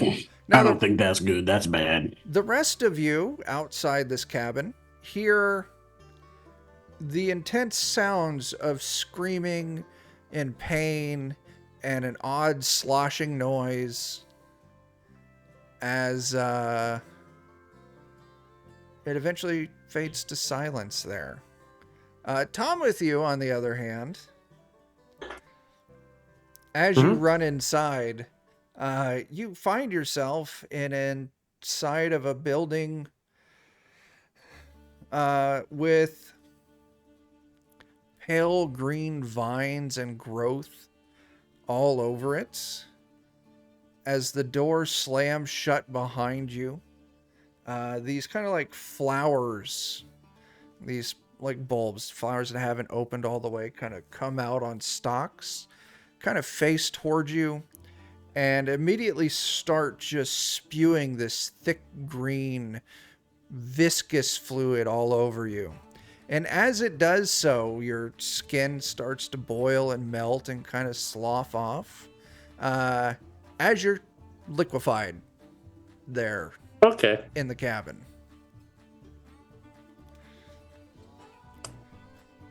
All right. Just gonna write dead on him. So, All right, new plan. We're not going in that building. Agreed. okay. So those of you outside hearing the scream now, Bert, Jeremy, your group would also hear that very intense, painful screaming coming from a different direction than the gunshot. Maybe we ought to look outside. Huh? Yeah, sure, whatever. Sammy, being the one like decent person amongst his group, will take a look. Oh, okay. Cool. I appreciate that. Sammy, you are you opening the front door? Or are you popping, Yeah. like moving a Sammy's little? kind of got that adrenaline high from killing the little corn husk things. Yeah. Sammy, you crack the door open and you can look. You see that there is a group of your friends standing outside of the cabin that's on the southwest, bottom left. They all looked very shocked as they stare at the house, as there's screams coming from inside the house. And all of a sudden, from the roof drops down this black, smoky character with the glowing green eyes. Why don't we go ahead and we're going to have Jeremy, you and I are going to roll initiative. Give me a second here to get it set up. Is this where I just go off the best out of my group? Yeah. Give me a second to get you added to the initiative track. Let me get it added. Okay. All right. Let's give it a roll. Come on. There it is. And that's with a +2 even. Oh, but I got a 5. You get to go first. Look, Sammy's brave, but he's also not the smartest. As far as he knows, the whole reason that ghost hasn't attacked him is because they stayed inside the hut. Yeah. Sammy comes out to see what's going on. He sees all the people screaming. He sees this thing drop down. No, thank you. And he just goes back inside and shuts the door. Okay, I like it. You step back, no thank you. The door closes. I probably imagine Sammy like turns around at the door, just like, no, something like that. Like just he's trying to think of like to show some sign of like peace. He has this bag full of flower seeds, and he'll just chuck some flower seeds at it as he closes the door. Have a nice day. Leave us alone. Yeah, you chuck some flower seeds. It just pass right through it. Closes the door, takes a step back, and all of a sudden this ghostly arm pierces through the door. Now, I say pierces, it phases through like the door isn't there. Mm-hmm. Does a 10 clear your AC for that character? For Sammy, probably. Let me double check. Made everything so opaque I can barely see it. Yeah, 10 hits, Sammy. 10 hits, 2 damage as this ghostly hand rips into Sammy's gut. Sammy's still up. I gave you flowers. You're really rude. As Sammy takes a stumble back, as there's a splat of blood against the door from where this thing's arm retracted. We can end our initiative because it doesn't follow up with that. I think we should stay inside. Don't open the door because. Oh. And as you're the group of you standing outside, what's your plan? Where are you going? I think we need to regroup with everybody else. Yeah. Nope, see ya. And Twitchy's going to run for the well. I appreciate that. I absolutely appreciate that. Twitchy, you run for the well. Now, as Twitchy's running for the well, Twitchy, there's 2 things that you notice. One, as you're running, you accidentally kick something, and it kind of goes flying in front of you, as it is another one of these corn husk dolls. Yeah. Well, after kicking it the first time, he'll notice it. Then he'll kind of like whoop, up and juke around it and keep going for the well. Okay. So Bradley would run after him. Yeah. Because he's trying to keep everybody together and keep them safe. So he's going to no, don't run off. Don't run off. He runs after him, but he stops and he picks up the deal and he looks at it. Yeah. So he doesn't keep running behind him. He stops to pick up the doll. Okay. It looks like Timothy, the character of Joe's that just died. He's gonna look at it just in shock and horror, turn and just stare at everybody else waiting back on the porch. Yeah. And hold up another doll and kind of point at the house. As you're doing this, all of a sudden silence drops over this little valley clearing. Wind stops rustling. And the only thing you hear now are the sounds of Twitchy's heavy footsteps pounding on the ground, heading towards the well. And as you kind of look around, you see that there are no more signs of these weird ghost things. Now, Twitchy, you make it to the well. Twitchy, being a burglar, will attempt to scale down the well. Oh, I like it. Yeah, give me an agility test. Twitchy, being a burglar, will fall down the well. We do have some re-rolls. I think we have at least one, Do you wanna- maybe two re-rolls. Do you want to use a reroll? Yeah, I'll spend a reroll. Yeah. Oh, yeah. Somebody should not be. Oh my god. I'll tell you what, Twitchy. Oh, Twitchy. You fall. I'm going to give you 1 point of damage as you kind of bounce off the interior of the wall. But you do land in a pool of water that breaks your fall. Oh, Can you survive the 1 point of damage? he can. Beautiful. So, everyone else is going to hear the wind stop. And then a splash. You probably Ow, wouldn't hear the splash. splash. It is 30 feet underground, so it's pretty well muffled. No signs of the ghosts. Now, those of you inside may not realize that. I Twitchy. think Mortimer's. Yeah. Oh, go Oh, ahead. sorry. No, you go. Mortimer is an undertaker. There's a little bit of religious undertrapping. He's just done seeing a ghost. He's going to try and find any two small pieces of wood he can and nail a cross onto the door.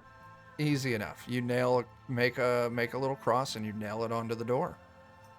God is good. God is great. Don't make death our fate Yeah. or something. Go ahead and have Mortimer give me a luck test. Oh, no. Oh, wait, actually, Mortimer. God strikes you down. I think Mortimer was actually one of my characters that had decent luck. Nice. That's a pass. Yeah. As Mortimer, this hammering on the wall or on the door, and Mortimer, Scott Nails, maybe he's a little bit good at, some carpentry, maybe. And Yeah, I mean, Mortimer, he makes coffins. you do notice that one wall that's bowing out starts to crumble. Oh, this roof's about to collapse. Luckily, you passed your luck test, so you'll have an action to do something with all of your characters. No. Fiddlesticks, we need to get out. That roof's about to buckle. Okay. Like right after he's got the cross put up on the door. Oh. Do all of your characters flee out?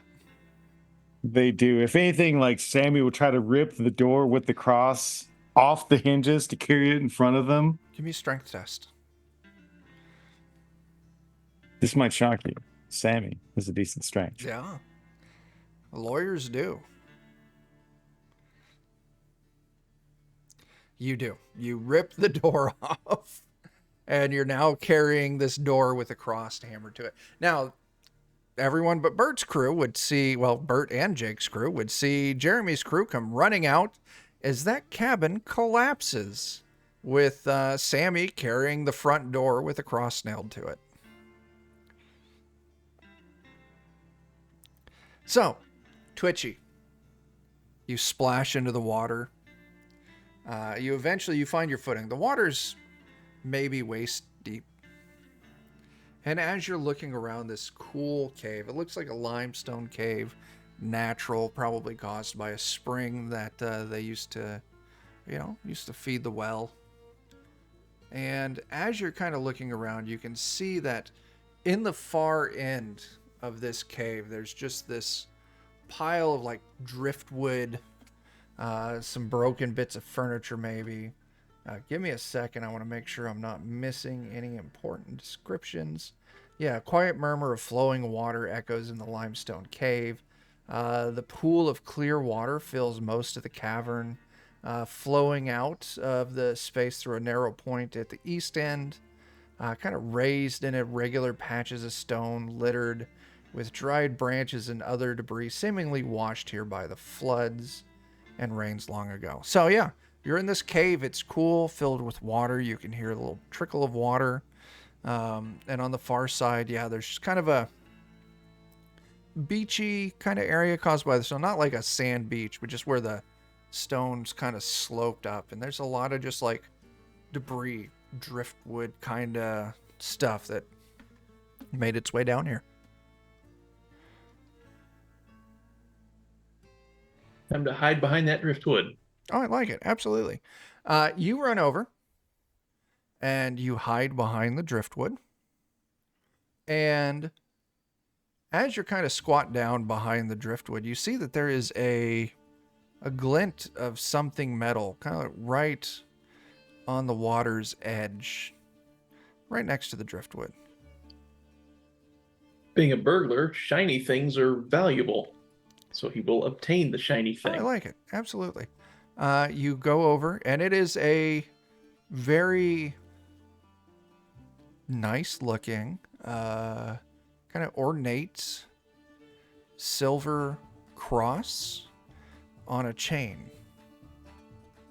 A holy person's holy symbol. And you pick it up.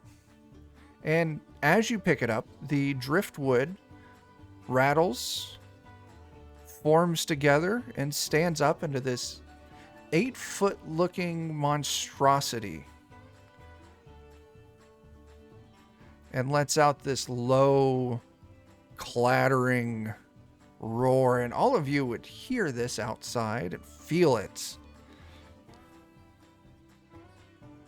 Twitchy, you're trapped down in this cave with this now very unpleasant looking creature. Oh dear. Give me a second here. Let me see if I can do something to help out with this. Treebeard's gonna kick your shit in. No kidding.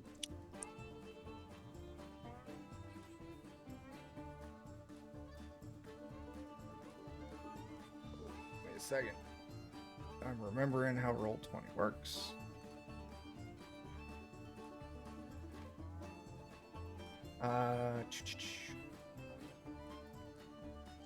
Yeah, that's what it looks like. That's That's an angry good. looking. Yeah. Yep, that's. I feel comfortable as a level 0 character that I can take that. Well, sadly, the rest of you hear this thing grumbling and growling. But Sammy's the only person down here. And Twitchy, known only to Twitchy, is the only one who knows that Twitchy has a cross. So, Jake, I'll tell you what. Why don't you and I roll initiative? All right. Bye, Twitchy. 12, not bad. Not bad. Let's see how I do. Also 12. In a case of tied 12s, it goes to the player. In that case, Twitchy will make his way back towards the opening of the well. Yeah, so yeah, you go over where you drop down.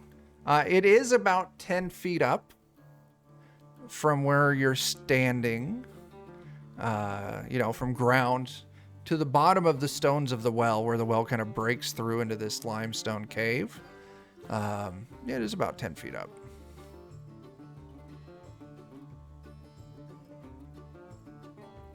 Now, okay. There is that narrow crevice where this water's kind of flowing in.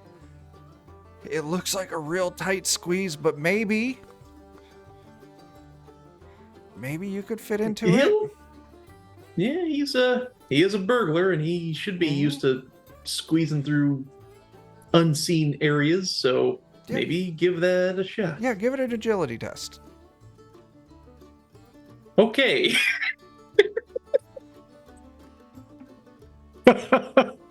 We do Like a 5-pound sausage in a 1-pound case. I think at least what Eddie mentioned earlier, we may have another reroll. Yeah, I think we had a second one. Oh, okay. Well, I may use it for this then. I think so. It's your last Probably character. a terrible thing to fumble. Yeah. Yeah, we had a few different things. We had like a Don't- reroll, don't win a any plus one or something like that. I'll tell you what, Jake. I'm not gonna let this completely protect Twitchy, but I will let you increase Twitchy's AC by 2 because he's in cover. Ooh. As Neat. this thing barrels over and punches hard at this crevice that Twitchy just climbed in. Oh, I rolled crap. I rolled a 4. Hooray. As you all hear a hard boom. I'm invincible. Probably followed immediately by screaming. Yeah. That's fair.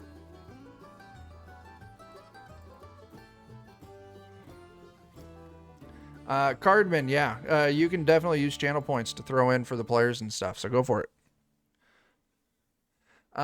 So yeah, you hear screaming, you hear a heavy thud.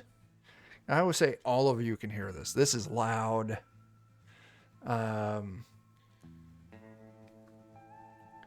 What do you... We're getting towards the industry, and this is the time for big, dumb decisions. I like it. Sammy has his door with the cross upon it. There's the well. Door's fairly wide. Maybe if he just holds the door just so, it can kind of help make him Slide down.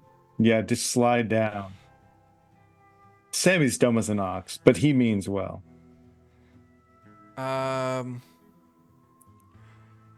I'll tell you what. The door will kind of help stabilize you, so go ahead, give me an agility. I'm imagining you're kind of brute forcing, like wedging yourself a little bit to kind of control your descent. Call this a strength test. Oh, how generous. Oh, no. Wow. Sammy. It's going to be the same thing that the Jake's character took. You're going to take a point of damage as you go tumbling down this well. Unless you want to use the reroll that chat just bought for us. I don't know. Are you guys okay with that? Yeah. Yeah, why not? Okay. Yeah.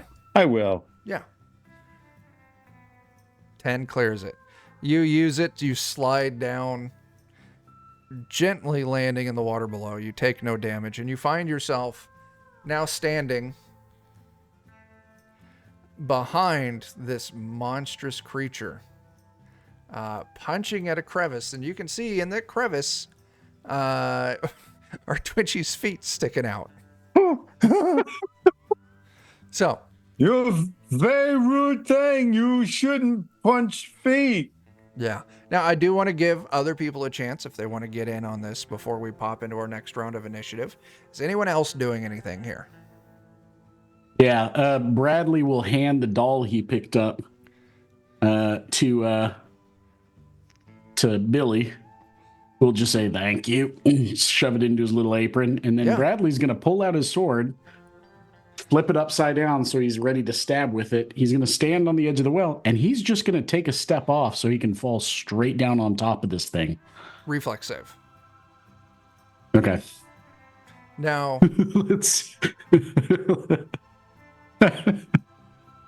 I'm not Bradley's gonna... very brave, but he may not be very smart. I do, and I just want to clarify. So you're sliding down.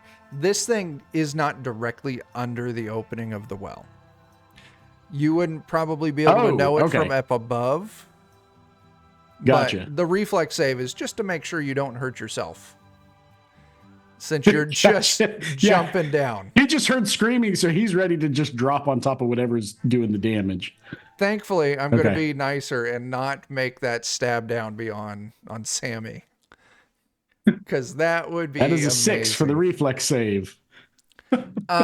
You drop down. You actually...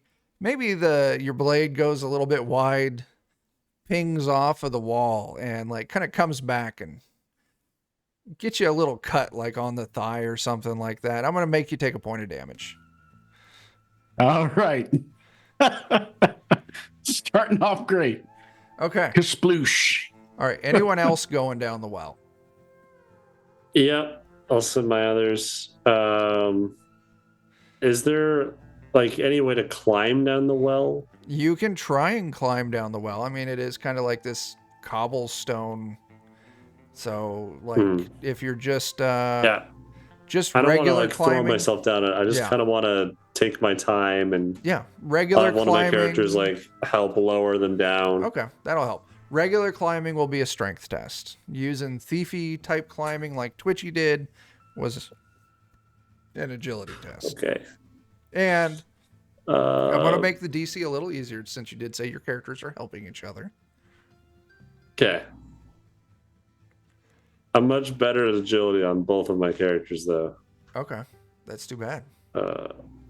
Yeah. But okay. We're going to try Darlewis first. Got a 6. Okay, noted. And then we're going to do Stevethan. Got an 8. Noted. Do you just Stay, have climb two? down. Yep. You just have two characters. That's right. Okay. First one that went down, Dar Lewis, does take 1 point of damage. It kind of slips and maybe donks his Okay. head against the wall. All right. Is he still alive? He's alive. Okay, good. Yep. Other one's fine. These are my two beefy characters. They both, one has 3 and one has 4 health. Ooh, I dang. appreciate that. Tough But guy. one has, they have a combined strength score of 10. Ooh. That's getting up there. Yeah, Bert, are you doing anything here? Man, I'd love to actually get in on the plot, Chuck, but my guys are safe. They are safe. They are very safe. Okay. I tell you what. Yeah. Here, Yeah. I've got a very stupid character. Let me just make a roll here real quick. Yeah. So let me just.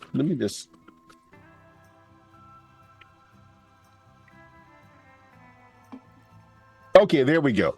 The magician, who has an intelligence of 5, decides that a real spooky supernatural thing is something that he cannot pass up. So he'll go to one of the windows with that special piece of wood that he found that looks a lot like a wand as far as he's concerned. Yeah. And he'll go out and try to make contact. Okay. Is he going down the well? Well, we're still in the house, so he's Oh. going over to one of the windows. I appreciate that very much. Okay. He actively tries to make contact with the ghosts. And I'll tell you what, Bert, where that ghost was standing before, all of a sudden that wind noise starts picking up, and that ghost is then standing there again and walks right up to the window. He's just standing there. Well, he'll give him his best stage smile. He'll stick out his hand. The other one is holding the wand. Pleased to meet you. Now, I'm imagining this window's closed. Are you going to open the window or? He opens the window. Of course he opens the window. Oh, okay. As soon as he sticks his hand out the window for a shake, this thing grabs him by the hand. Go ahead and Oh, firm grip. we're gonna do an opposing test here. Strength versus strength. He's got no strength either. He's got a 5 strength. This is Oh fine. God. I believe in him. Oh, 12. That's with a -2 modifier. That's pretty solid Yeah. for 5 strength. I gotta type it in.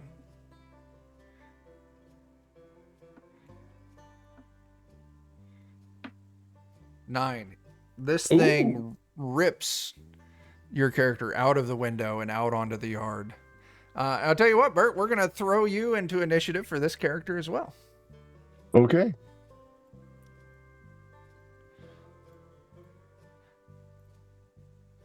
All right. So I got a higher strength roll, so he still pulls me out? What? Oh, you got a 12. My bad. You got a 12. I was looking at a different number. He does not. He tries to pull you out, but you're able to resist. Henry thinks Yeah. it's just a firm grip, and he just shakes his hand. It's like, I'm pleasantly to find that you are somewhat corporeal. I can shake your fine hand, sir. I'm Henry the Magnificent. He dons his stage cap, and he's got like a bald spot on top that he's got a Yeah. little boot black on. Yeah. This thing, it is actively trying to pull you out. I'm glad you corrected me on there. I was looking at some other number. It's actively trying to. You're just too dumb and slightly too strong to go through. He's like, yeah, that's a little aggressive there. No, I'll poke him with the stick. Oh, I like it. It's a little aggressive there. Give me a strength roll. Another one. Huh? Yep.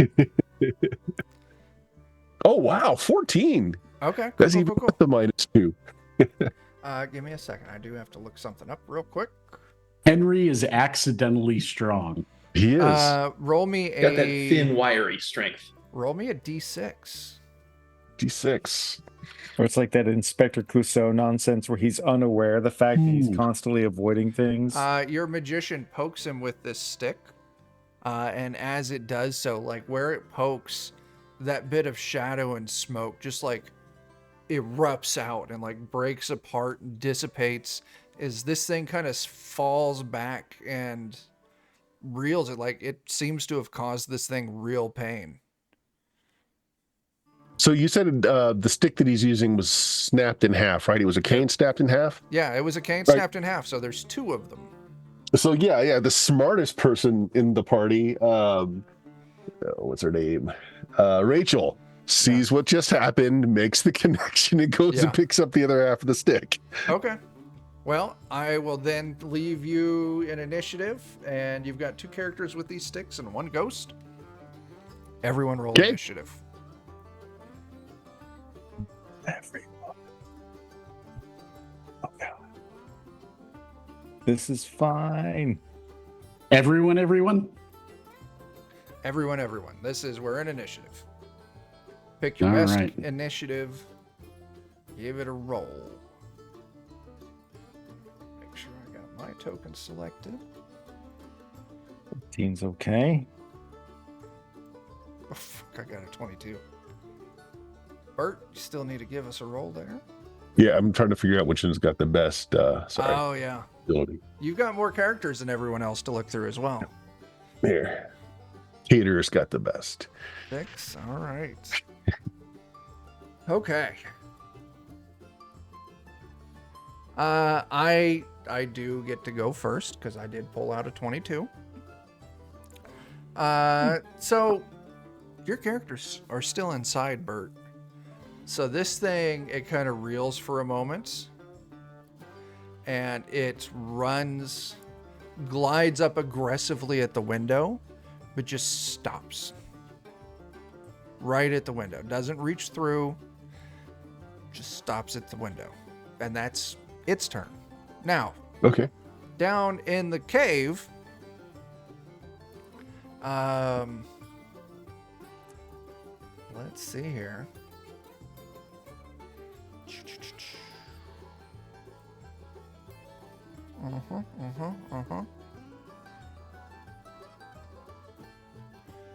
This thing will realize that others have joined it down below. So I'm going to roll 1 is Joe, 2 is Eddie, 3 is Jake, 4 is Jeremy. I've got a D4 roller right here. Let me get it open. 3. So that Jake, it is going to keep trying to punch at Not your my feet. character wedged in this. Stop punching. Leave the his feet. tootsies alone. I'm rolling garbage. I am absolutely rolling garbage. That is a 5. What? Just- Hang on. That's right. Them feet is safe. Hang on, I am incorrect. It's not accounting for my bonus here. That technically would be a 7. I'm going to guess a 7 misses because you do get a +2 bonus for being wedged in that thing. Oh, yeah. Jake's all up in that crack. Yeah. Okay. That's its turn. Joe.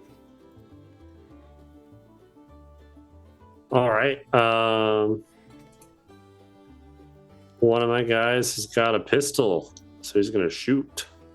Yeah. Don't forget to draw your card. Yep. Is this that there like a flintlock? digital? Yeah. I do not have a digital deck added. If you want, I can draw a card from my deck of cards here. Sure. Let Yeah. me- I have a deck of cards on my desk somewhere, but haven't pulled it out. Yeah, I've got mine right here.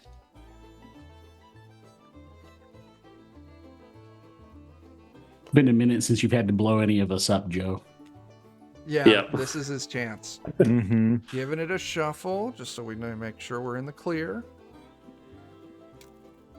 That shuffle didn't work. That's what I get for doing it on a pen. And this is that flintlock, correct? Yep. All right. Totally not cursed or anything, right?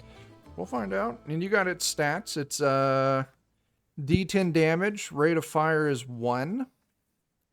Load of 1. And it takes 4 rounds to reload it. Okay. You said D10 damage? Yeah. Sweet. As I pull a 7. You're good. Cool. Go ahead and make your attack.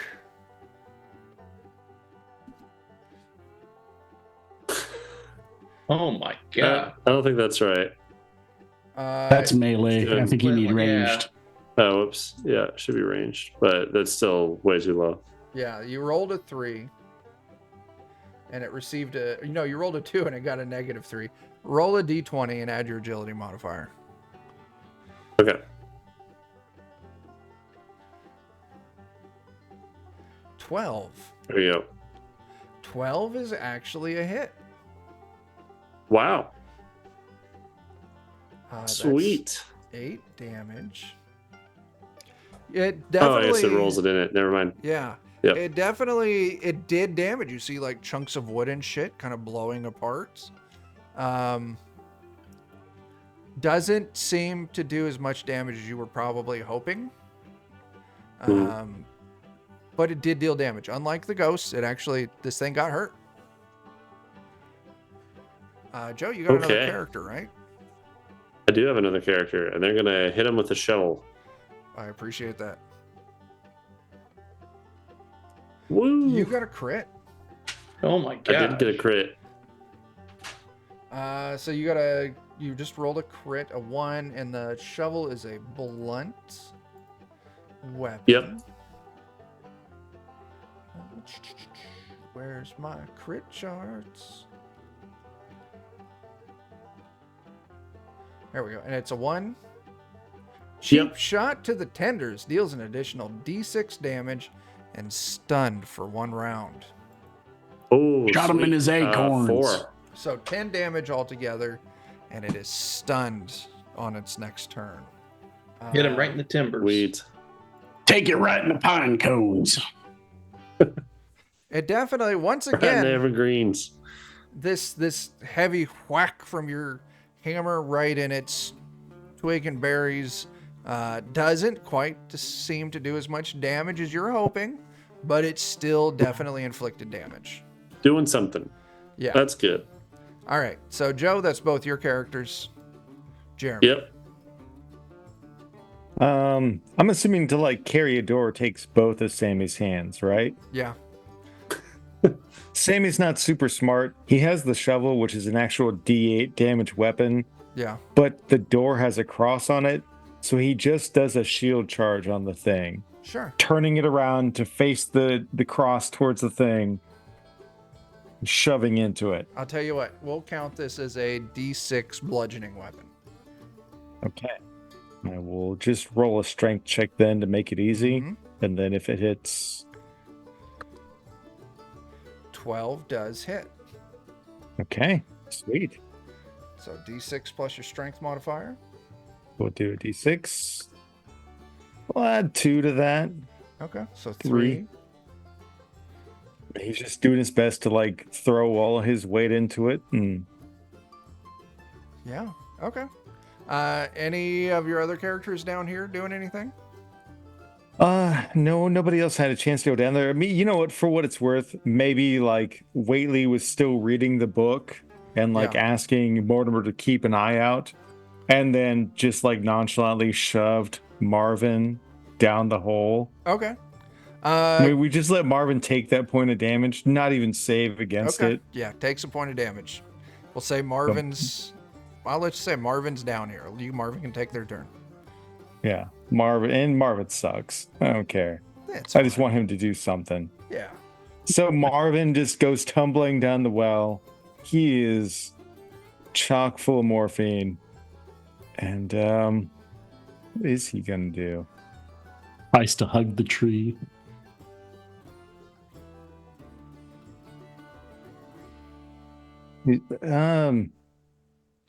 He's gonna sit and like this thing's like made of a bunch of vines and weird stuff like that. Yeah. Marvin actually has thieves' tools, and he's high as can be. So he's just gonna try to look to where all the vines go to as a source, because Okay. he's used to looking to where like a lock would coalesce. And like Marvin, drugged out of his mind, is just trying to look for like a core area of where all the vines coalesce to try and mess with it. I'm going to count this as a melee attack, and I'll say the Thieves' Tool deal a D3. Okay, cool. Marvin, you're so dumb. I'll just roll that as a big needle. Okay. 5's not going to do Nah, anything. Marvin's like licking some moss on the wall. That seems right. Yeah. Okay. Don't condescend me, man. I'll freaking stab you, man. Yeah. All right. Anything else for your characters? I think mostly like Whaley is a selfish jerk who's just sitting there reading.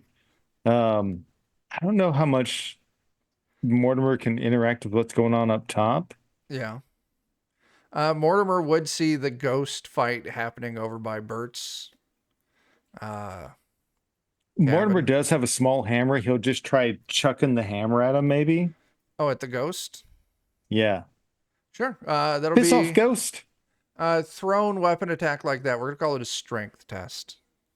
Strength test? Okay. Yeah. That's a 4. Nah, he just throws him. Piss off, ghost. Tunk. Goes wide, hits the side of the house. And Whaley's just reading the book because he is a jerk. Sure thing. Okay. Eddie, you're up.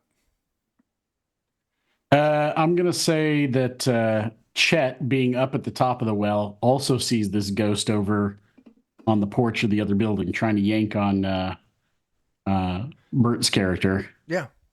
And runs over to help with his new knife that he's just desperate to stab something with. Absolutely. Go ahead and make an attack with your knife. This knife does a D4 damage. That is a 20. dirty 20 to hit. Sadly, the knife harmlessly passes through this ghost. And he puts everything he has into this. Like, he's like, I'm going to sneak up on this dirty thing. And he just charges straight at it, both hands on the knife, like he's going to stab it in the back. So I'm imagining if he goes through it, his whole body goes through this thing and just runs into the side of the building or something. Now, this thing is standing in front of the window. Give me a luck test. Ooh. That's a pass. You actually go flying into the window. Bert, your character, kind of stepped back a moment after the ghost released it.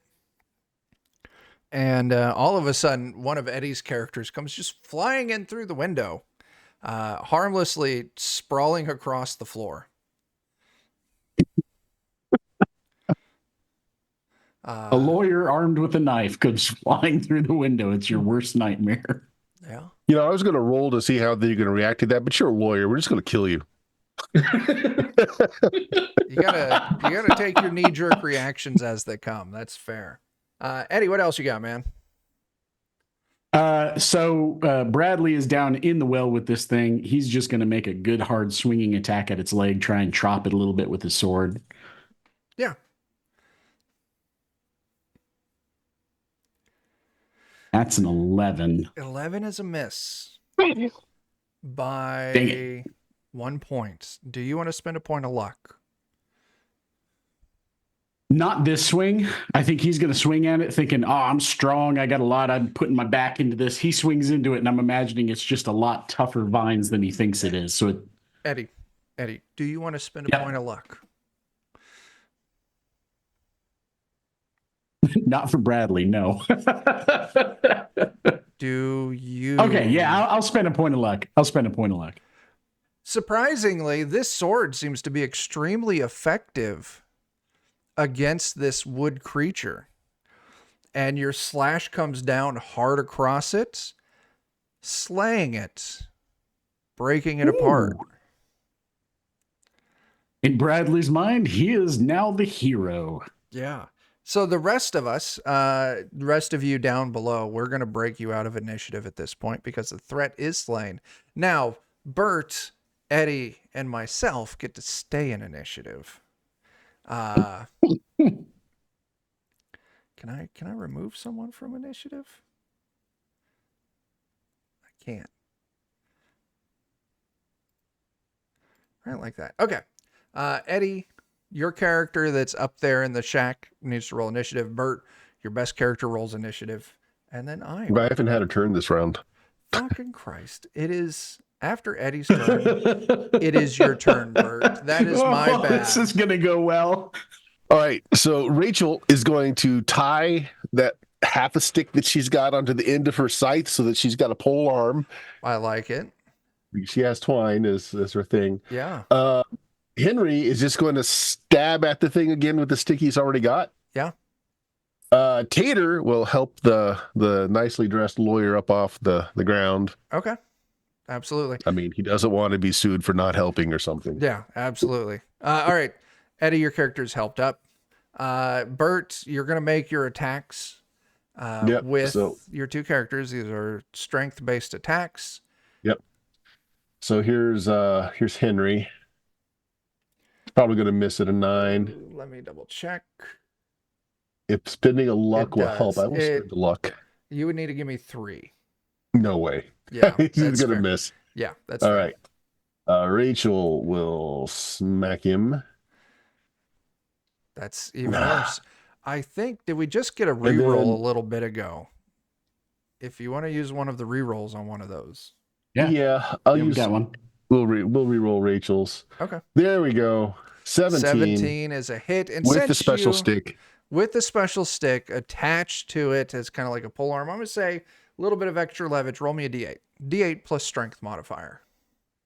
No mod. 2 points of damage. All right. Give me a second here. I do need to double check something real quick.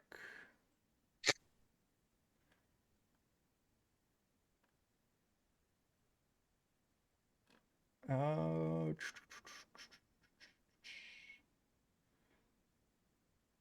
my gosh.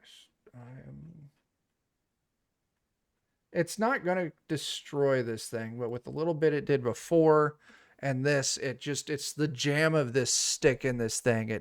It kind of starts breaking its body apart, and you can see this smokiness that it's made out of is really struggling to kind of hold itself together. Well, I'm not done yet. Morris is going to hit it with the frying pan. Morris can go ahead and roll it out. Yeah. 13 does hit. Sadly, the frying pan does pass harmlessly through it. Okay. Oh, wow. Now, Eddie, Bert, and myself can reroll initiative.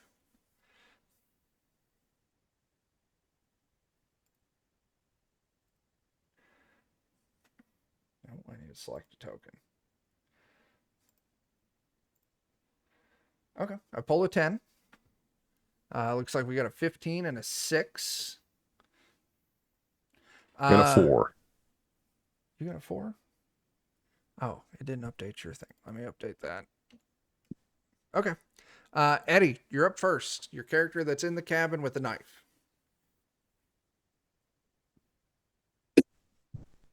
And this thing's still outside the window, right? Still outside.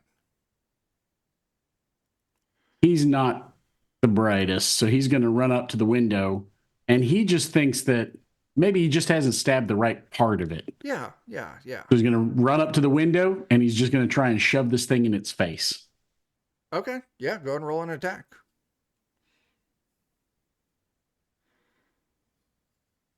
18. 18 is a great roll. Sadly, the knife passes harmlessly through it. Okay. He just pulls it back, looks at it, real dumbfounded. It Knife is then terrible. passes to my turn. And I'll tell you what, since Eddie, you just attacked at it, it's going to try and grab your face. Well, I'm looking at the knife. I'm not even looking forward at this thing. That is an 11 to hit. What's your AC for that character? Oh, actually, his is 13. It misses you. All It's right. just by sheer dumb luck. Sheer dumb luck. Bert, you're up. All right, let's start with Rachel and her pole arm. Yeah, Boom. No. it's rough. Henry has got the other stick. No. Ooh, Morris, the frying pan didn't work. it did Let me not. think. He goes and picks up one of the burning logs out of the fireplace and see if fire hurts it. Sure, go ahead. First, they hit it with the fiery log. Yeah, That'll be Morris. No. yeah. And I'll even give you this. As he swings that burning log, it passes harmlessly through. The only change that you see is when this fire is inside this thing, the fire turns green. He probably does that a few times, like, ooh. That's really neat. Yeah. Okay. Those Bert, Eddie, and I, we reinitiate. I pulled a 14. That's a 13. And Bert. Yeah. Bert, you're going in the wrong direction, man. It is my turn, and I do have 4 options that I'm seeing. Bert's with the club is 1, polearm is 2, flaming stick is 3, Eddie is 4.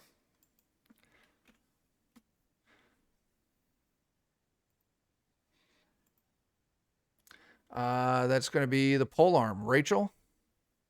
This thing swipes at Rachel's face with its ghostly clawed hands, and I roll a fumble. I roll a 1. Oh God. Impales himself on my pole arm. Yeah, let's see what we got, because that's an 11. Let's head down to our fumbles table. Fumble melee. Piercing. There we go. What's that? Nothing. Yeah, go ahead. Fierce nature of your opponent is so intimidating.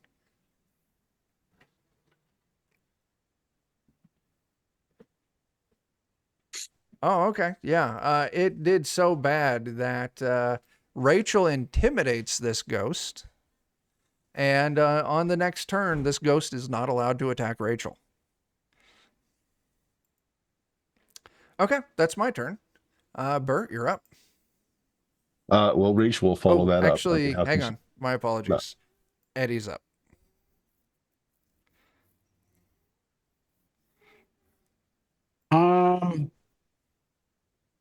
Looking around the room, is there anything else that I could pick up and use as a weapon? Give me an intelligence test. Oh boy, this ought to be fun. Wow, Hey. a nat 20 with the -2. Roll me 3d8.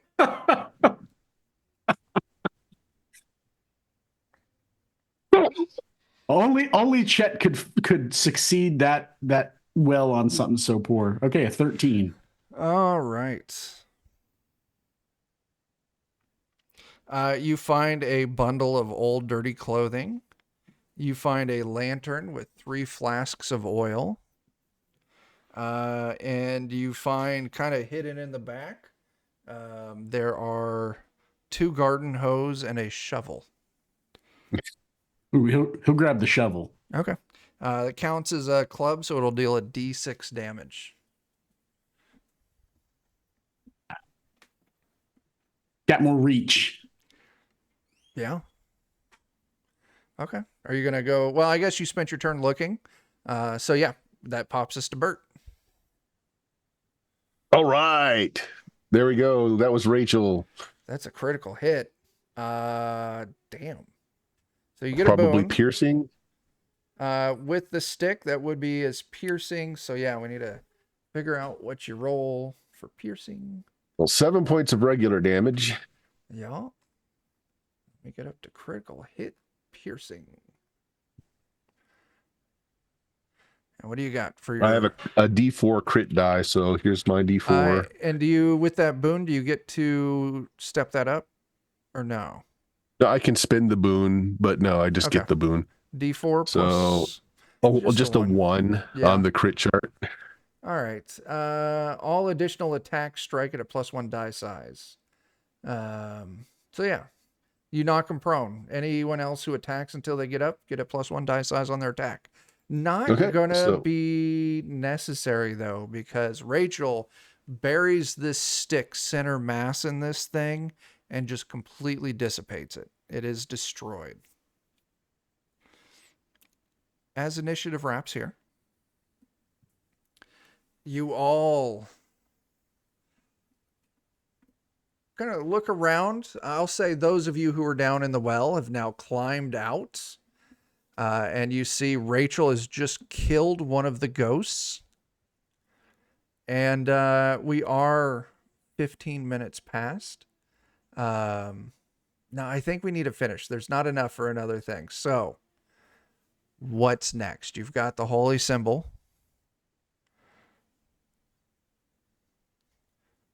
What next?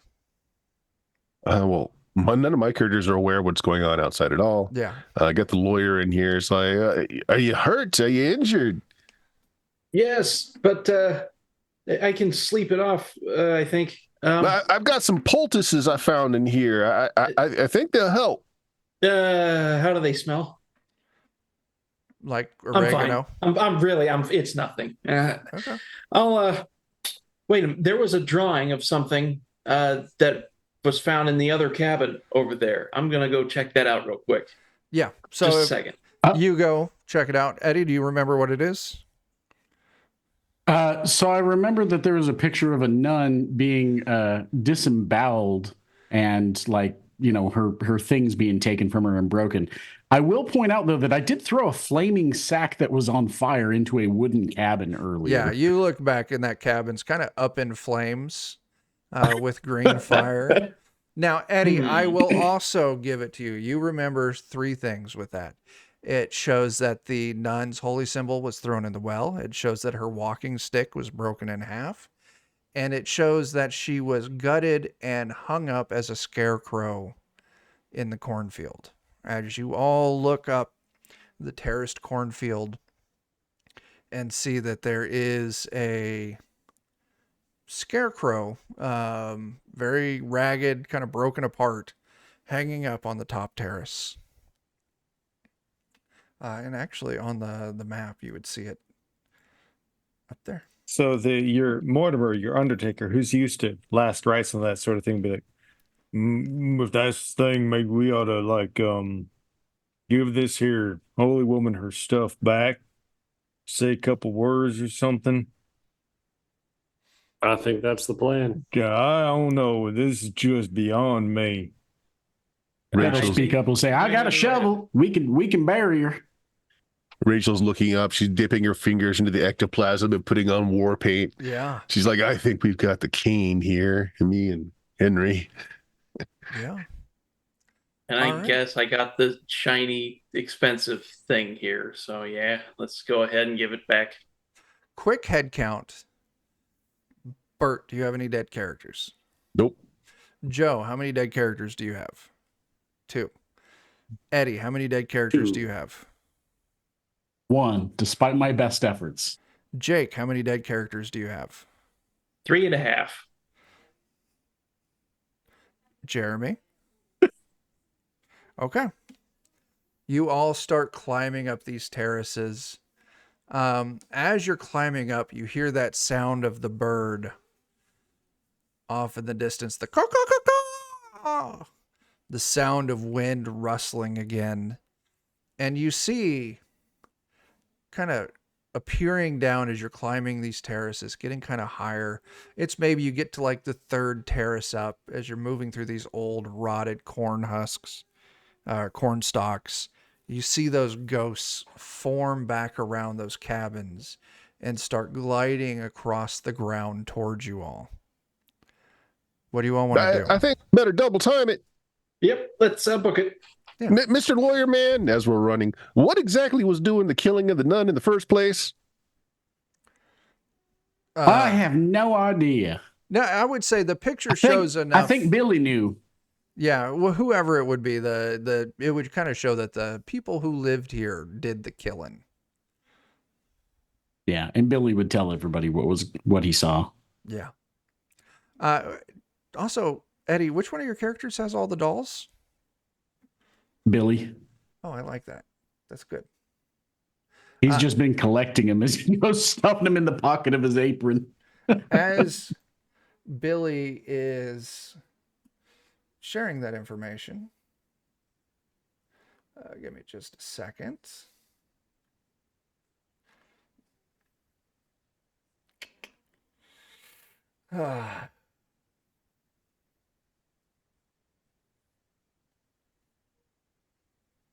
Okay.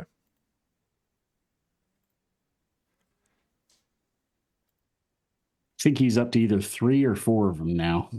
He's up to 3. Yeah. All right, give me a second. I still got one more thing I got to check before I can finish this sentence.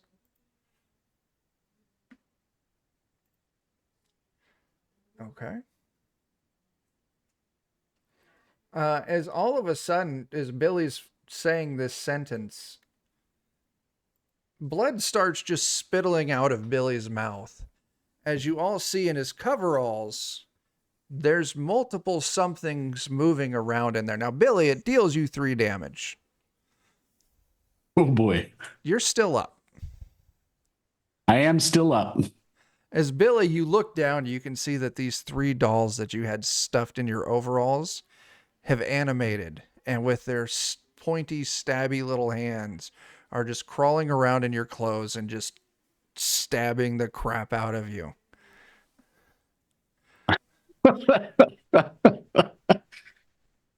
Billy will immediately just like take a swig or take his apron, since they're in the pocket of my apron. They're just stabbing me through the apron.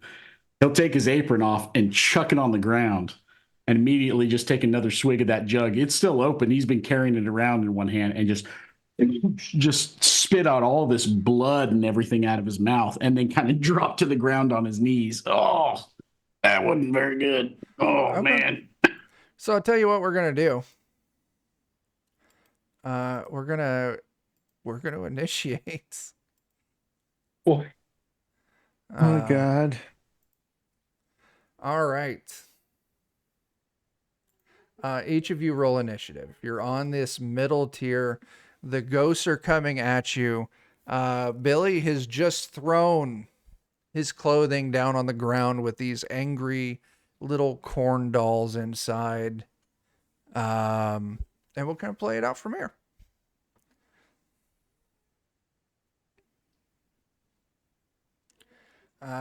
Let's see. Joe, I need your initiative still. Bert, that's a 1. Oh, Bert. Wow. I don't know what it is. Like some people, Bert's, you've always got just kind of really low initiative rolls.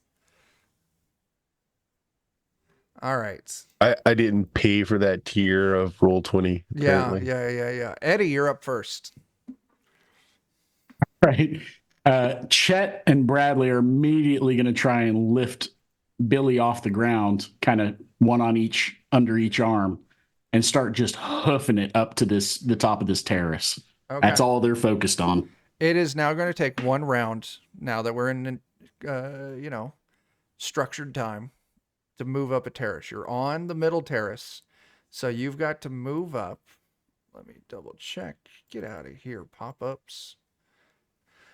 Yeah, you've got to move up 1, 2 to get to the top. Each one requires a strength test. Okay. And it takes 1 action, 1 movement to move up to the next one. So if you all grab him and take him up to the next tier, that means I need each of your characters to make a strength test. And when they get to the next tier, their turn's over. Okay. So Bradley and Chet are both helping him. You want a strength roll from each? Or do you want one from Billy as well? If Billy's getting thrown up there, he doesn't need to make it. It'll make the Okay. strength Yeah, Bradley test and Chet are for just the other carrying two. them, so. Yeah, a little higher. So Okay. those two, give me a strength test. All right, we'll get Bradley first. That That's is a great. 21. That is great. And now Chet, that is a 20. Holy crap, no problem. They easily toss up your injured dude, and they both pop up. So Eddie, your characters are now on this tier. Right. My turn. The ghosts move across. They haven't entered the cornfield yet. These 3 dolls are going to split up. And one of Oh, them... God. I forgot about the dolls. Yeah. Eddie, you're off the table because you moved to another tier. So the first one is going for Jake's character. Second one character. is going for Yes. one of Bert's characters, and the third one is going for one of Jeremy's characters. Jake.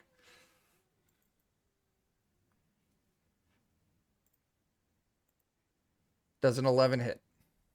It does. It deals 1 point of damage. That's that. Okay. That's enough. As Twitchy is slain. No. Bert, Oh, no, my good ankle. you've got 4 characters. My feet. It goes off your character in the number 2 of your marching order. Okay. And it is going to swing at you. That is only a 3 to hit. You're fine. And Jeremy. Almost hit Peter. Yeah. Jeremy. Character number 3 of yours. Mm-hmm. It's a 15 to hit. Deals 1 damage. Mortimer is hurt, but he's still up. Perfect. All right. That is all of my turn. You goddamn cord man. Jeremy. Actually, Mhm. I can put you all here. Kind of show what tier everyone's on. Actually, Jake, I can just leave you down here. All right. Jeremy, it's your turn. Okay. So Sammy does have that big ol' freaking door. If he uses that, can he catch more than one cord man in a swing? Give me a luck test. Okay, I will. Come on, Sammy. Sammy. Dean. Yeah, I'll tell you what. You can get 2 of them if this hit connects. Okay. Sammy's going to give it a go. I'll just roll a strength check first. I think you said it was a D6. 7s. Ooh, that's a point short. No. Are you going to spend a point of luck? Yeah, I will. Sammy will Okay. spend the point of luck. He's a good guy. Yeah, D6 on that. I will damage. say, I think earlier at the very beginning of the stream, somebody did throw us a die size up for a roll. That is true. But that would turn a D20 into a D24, not give a +1. Right. I'm just saying I'm just throwing it out there I'll for spend anybody the who point needs of it. luck. It's okay. Okay. But that will be 7 points of damage to 2 of those corn husks. 2 of them are destroyed. 1 remains. Booyah. I think Mortimer will take the shovel off of Sammy as he's like busy jumping up and slamming the door. You going for the last one? Mortimer will do his best to go after the last one. Hey, thanks for the raid, guys. Oh, I missed it. We're That's just fantastic. getting down to the killing time. Yeah, saves versus death. We're on our last few moments of this funnel. Thank you for that raid. That's Mortimer's awesome. trying. No. No, that's a swing and a miss. No. He's used to a hammer, not a shovel, and That's just fair. no. All right. Anything else for you, Jeremy? I mean, I guess there is. I have my other 2 characters. I kind of want to see what Marvin does, just Okay. to give him a chance. Sure. No. Oh, 17's a hit. He does a shocking 1 point of damage. 1 point of damage is not enough to drop that last corn husk doll. And Whately, I guess, will he's annoyed and he'll try to swing his cane at it. Okay. So why not? Whately destroys the last corn husk doll. I'll tell you what. We don't need to continue with structure. The ghosts are still coming, but you all have a healthy head start. what's your plan once you get up to the scarecrow? Let me give you a little information here. It's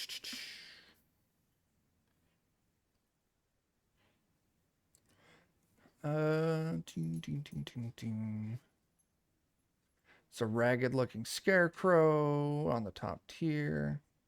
Oh, it doesn't give me any flavor text for that. As you get up there, you can see that the frame, the cross that the scarecrow would have been attached to, it's just tattered rags and stuff, but on the ground at the base of it is just a pile of human bones. Well more than one person. But the one lying on top looks fresh. It still has a little bit of like dried sinew holding it together. And it's got a hand kind of reaching up towards the sky. Still the skeletal hand reaching up towards the sky. What would you all do?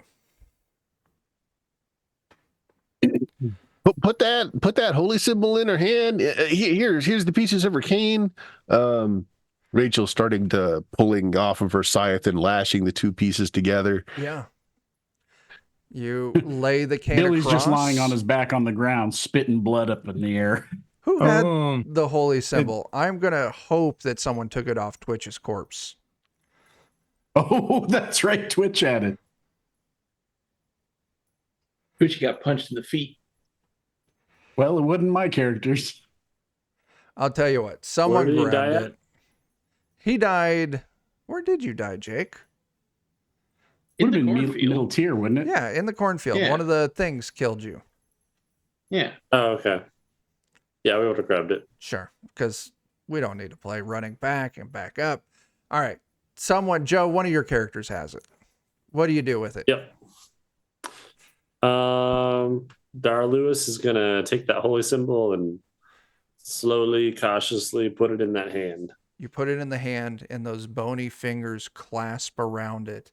And all of a sudden, a heavy rain starts, washing away. And you just watch as this accursed farm down below melts away, leaving you standing in this verdant glen under a stormy sky. There's a smell of fresh rain and clean forest. Cool breeze rustles the tree. You see the ghosts melt away with the rain. Looking about you, you spy the ruins of several tumbled log homes, now overgrown. The terraced fields are muddy and filled with newly sprouted stalks of corn. And there's absolutely no signs of the foul phantoms that stalked you. You're not sure what happened, but you now feel confident that you are at home. Billy's still on his back, takes another swig of that moonshine. Oh, that feels nice. It's nice and cool. Wet. Are we still dying? Oh no, God is good, God is great. Mm-hmm. I hope to find the Lord's light that awaits something. Yeah. With this, Here. the funnel is over. A lot of you have characters left. One of you does not. Now, Jake, would you like to play a lawyer? well, Jake's got some options here. I do. It's true. We'll start with this. Those of you who have characters surviving, you get to pick one to move up to level 1. No. There are some items that you found that could be useful for moving up to level 1. Like Jeremy, your character did find that book, and given the time, I'm going to tell you, it was a spell book. And it included the spell for Patron Bond. What's up? Because remember, dead characters can level 2. There's 2 classes in the book now, and I have a new 3rd class that I can clue you in on. I would be fine. I was going to mention that, Jake. You can either make a new level 0 character and then level them up, or you could just use one of your dead characters and level I them wouldn't up. mind giving Bert's new creation a test drive. Okay. I'll let you two. it's the reverse of the other two. It's actually a spirit that forms an ectoplasmic shell on this side. Oh, that's neat. Huh. Okay. Yeah, Ooh, that sounds cool. Yeah. the Void Ranger. Oh, that's very cool. What's the? I know Tommyknocker's one. What's the other one? That's. Sin Sin Eater. Eater. Yeah. Oh, okay. Yeah. Sin Eater's got some cool stuff too. Yeah.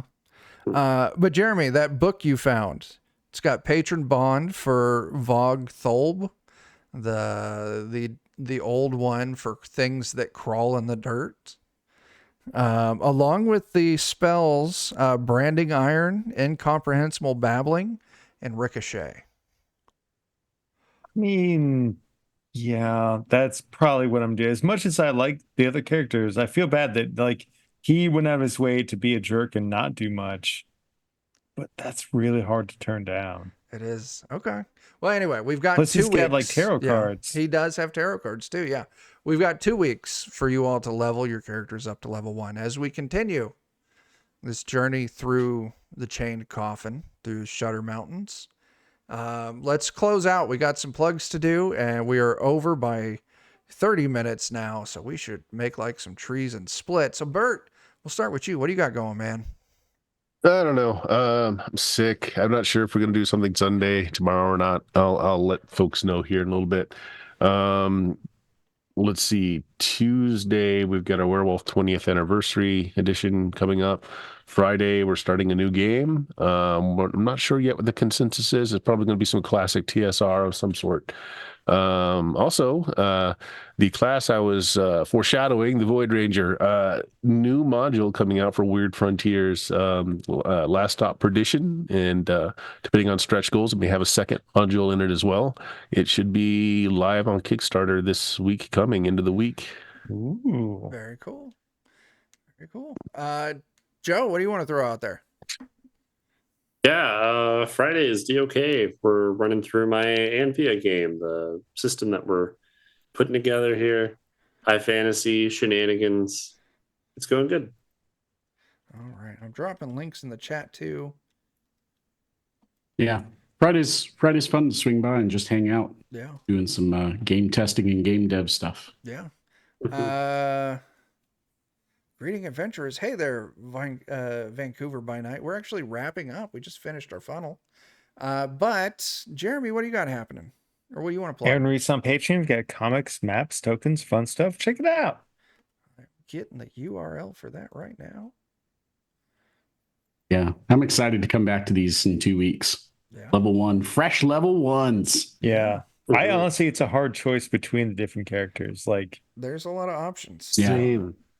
All my Chuck, have characters we are- explained to everybody who's joined us kind of throughout the stream what the setup here is for system and flavor? We haven't. So this is going to be the Chained Coffin campaign. The book for that, it includes adventures taking you from level 0 to level 5. We'll probably go beyond that some. But rather than doing it in DCC, we're going to be doing it in Weird Frontiers because I think the two are a good fit.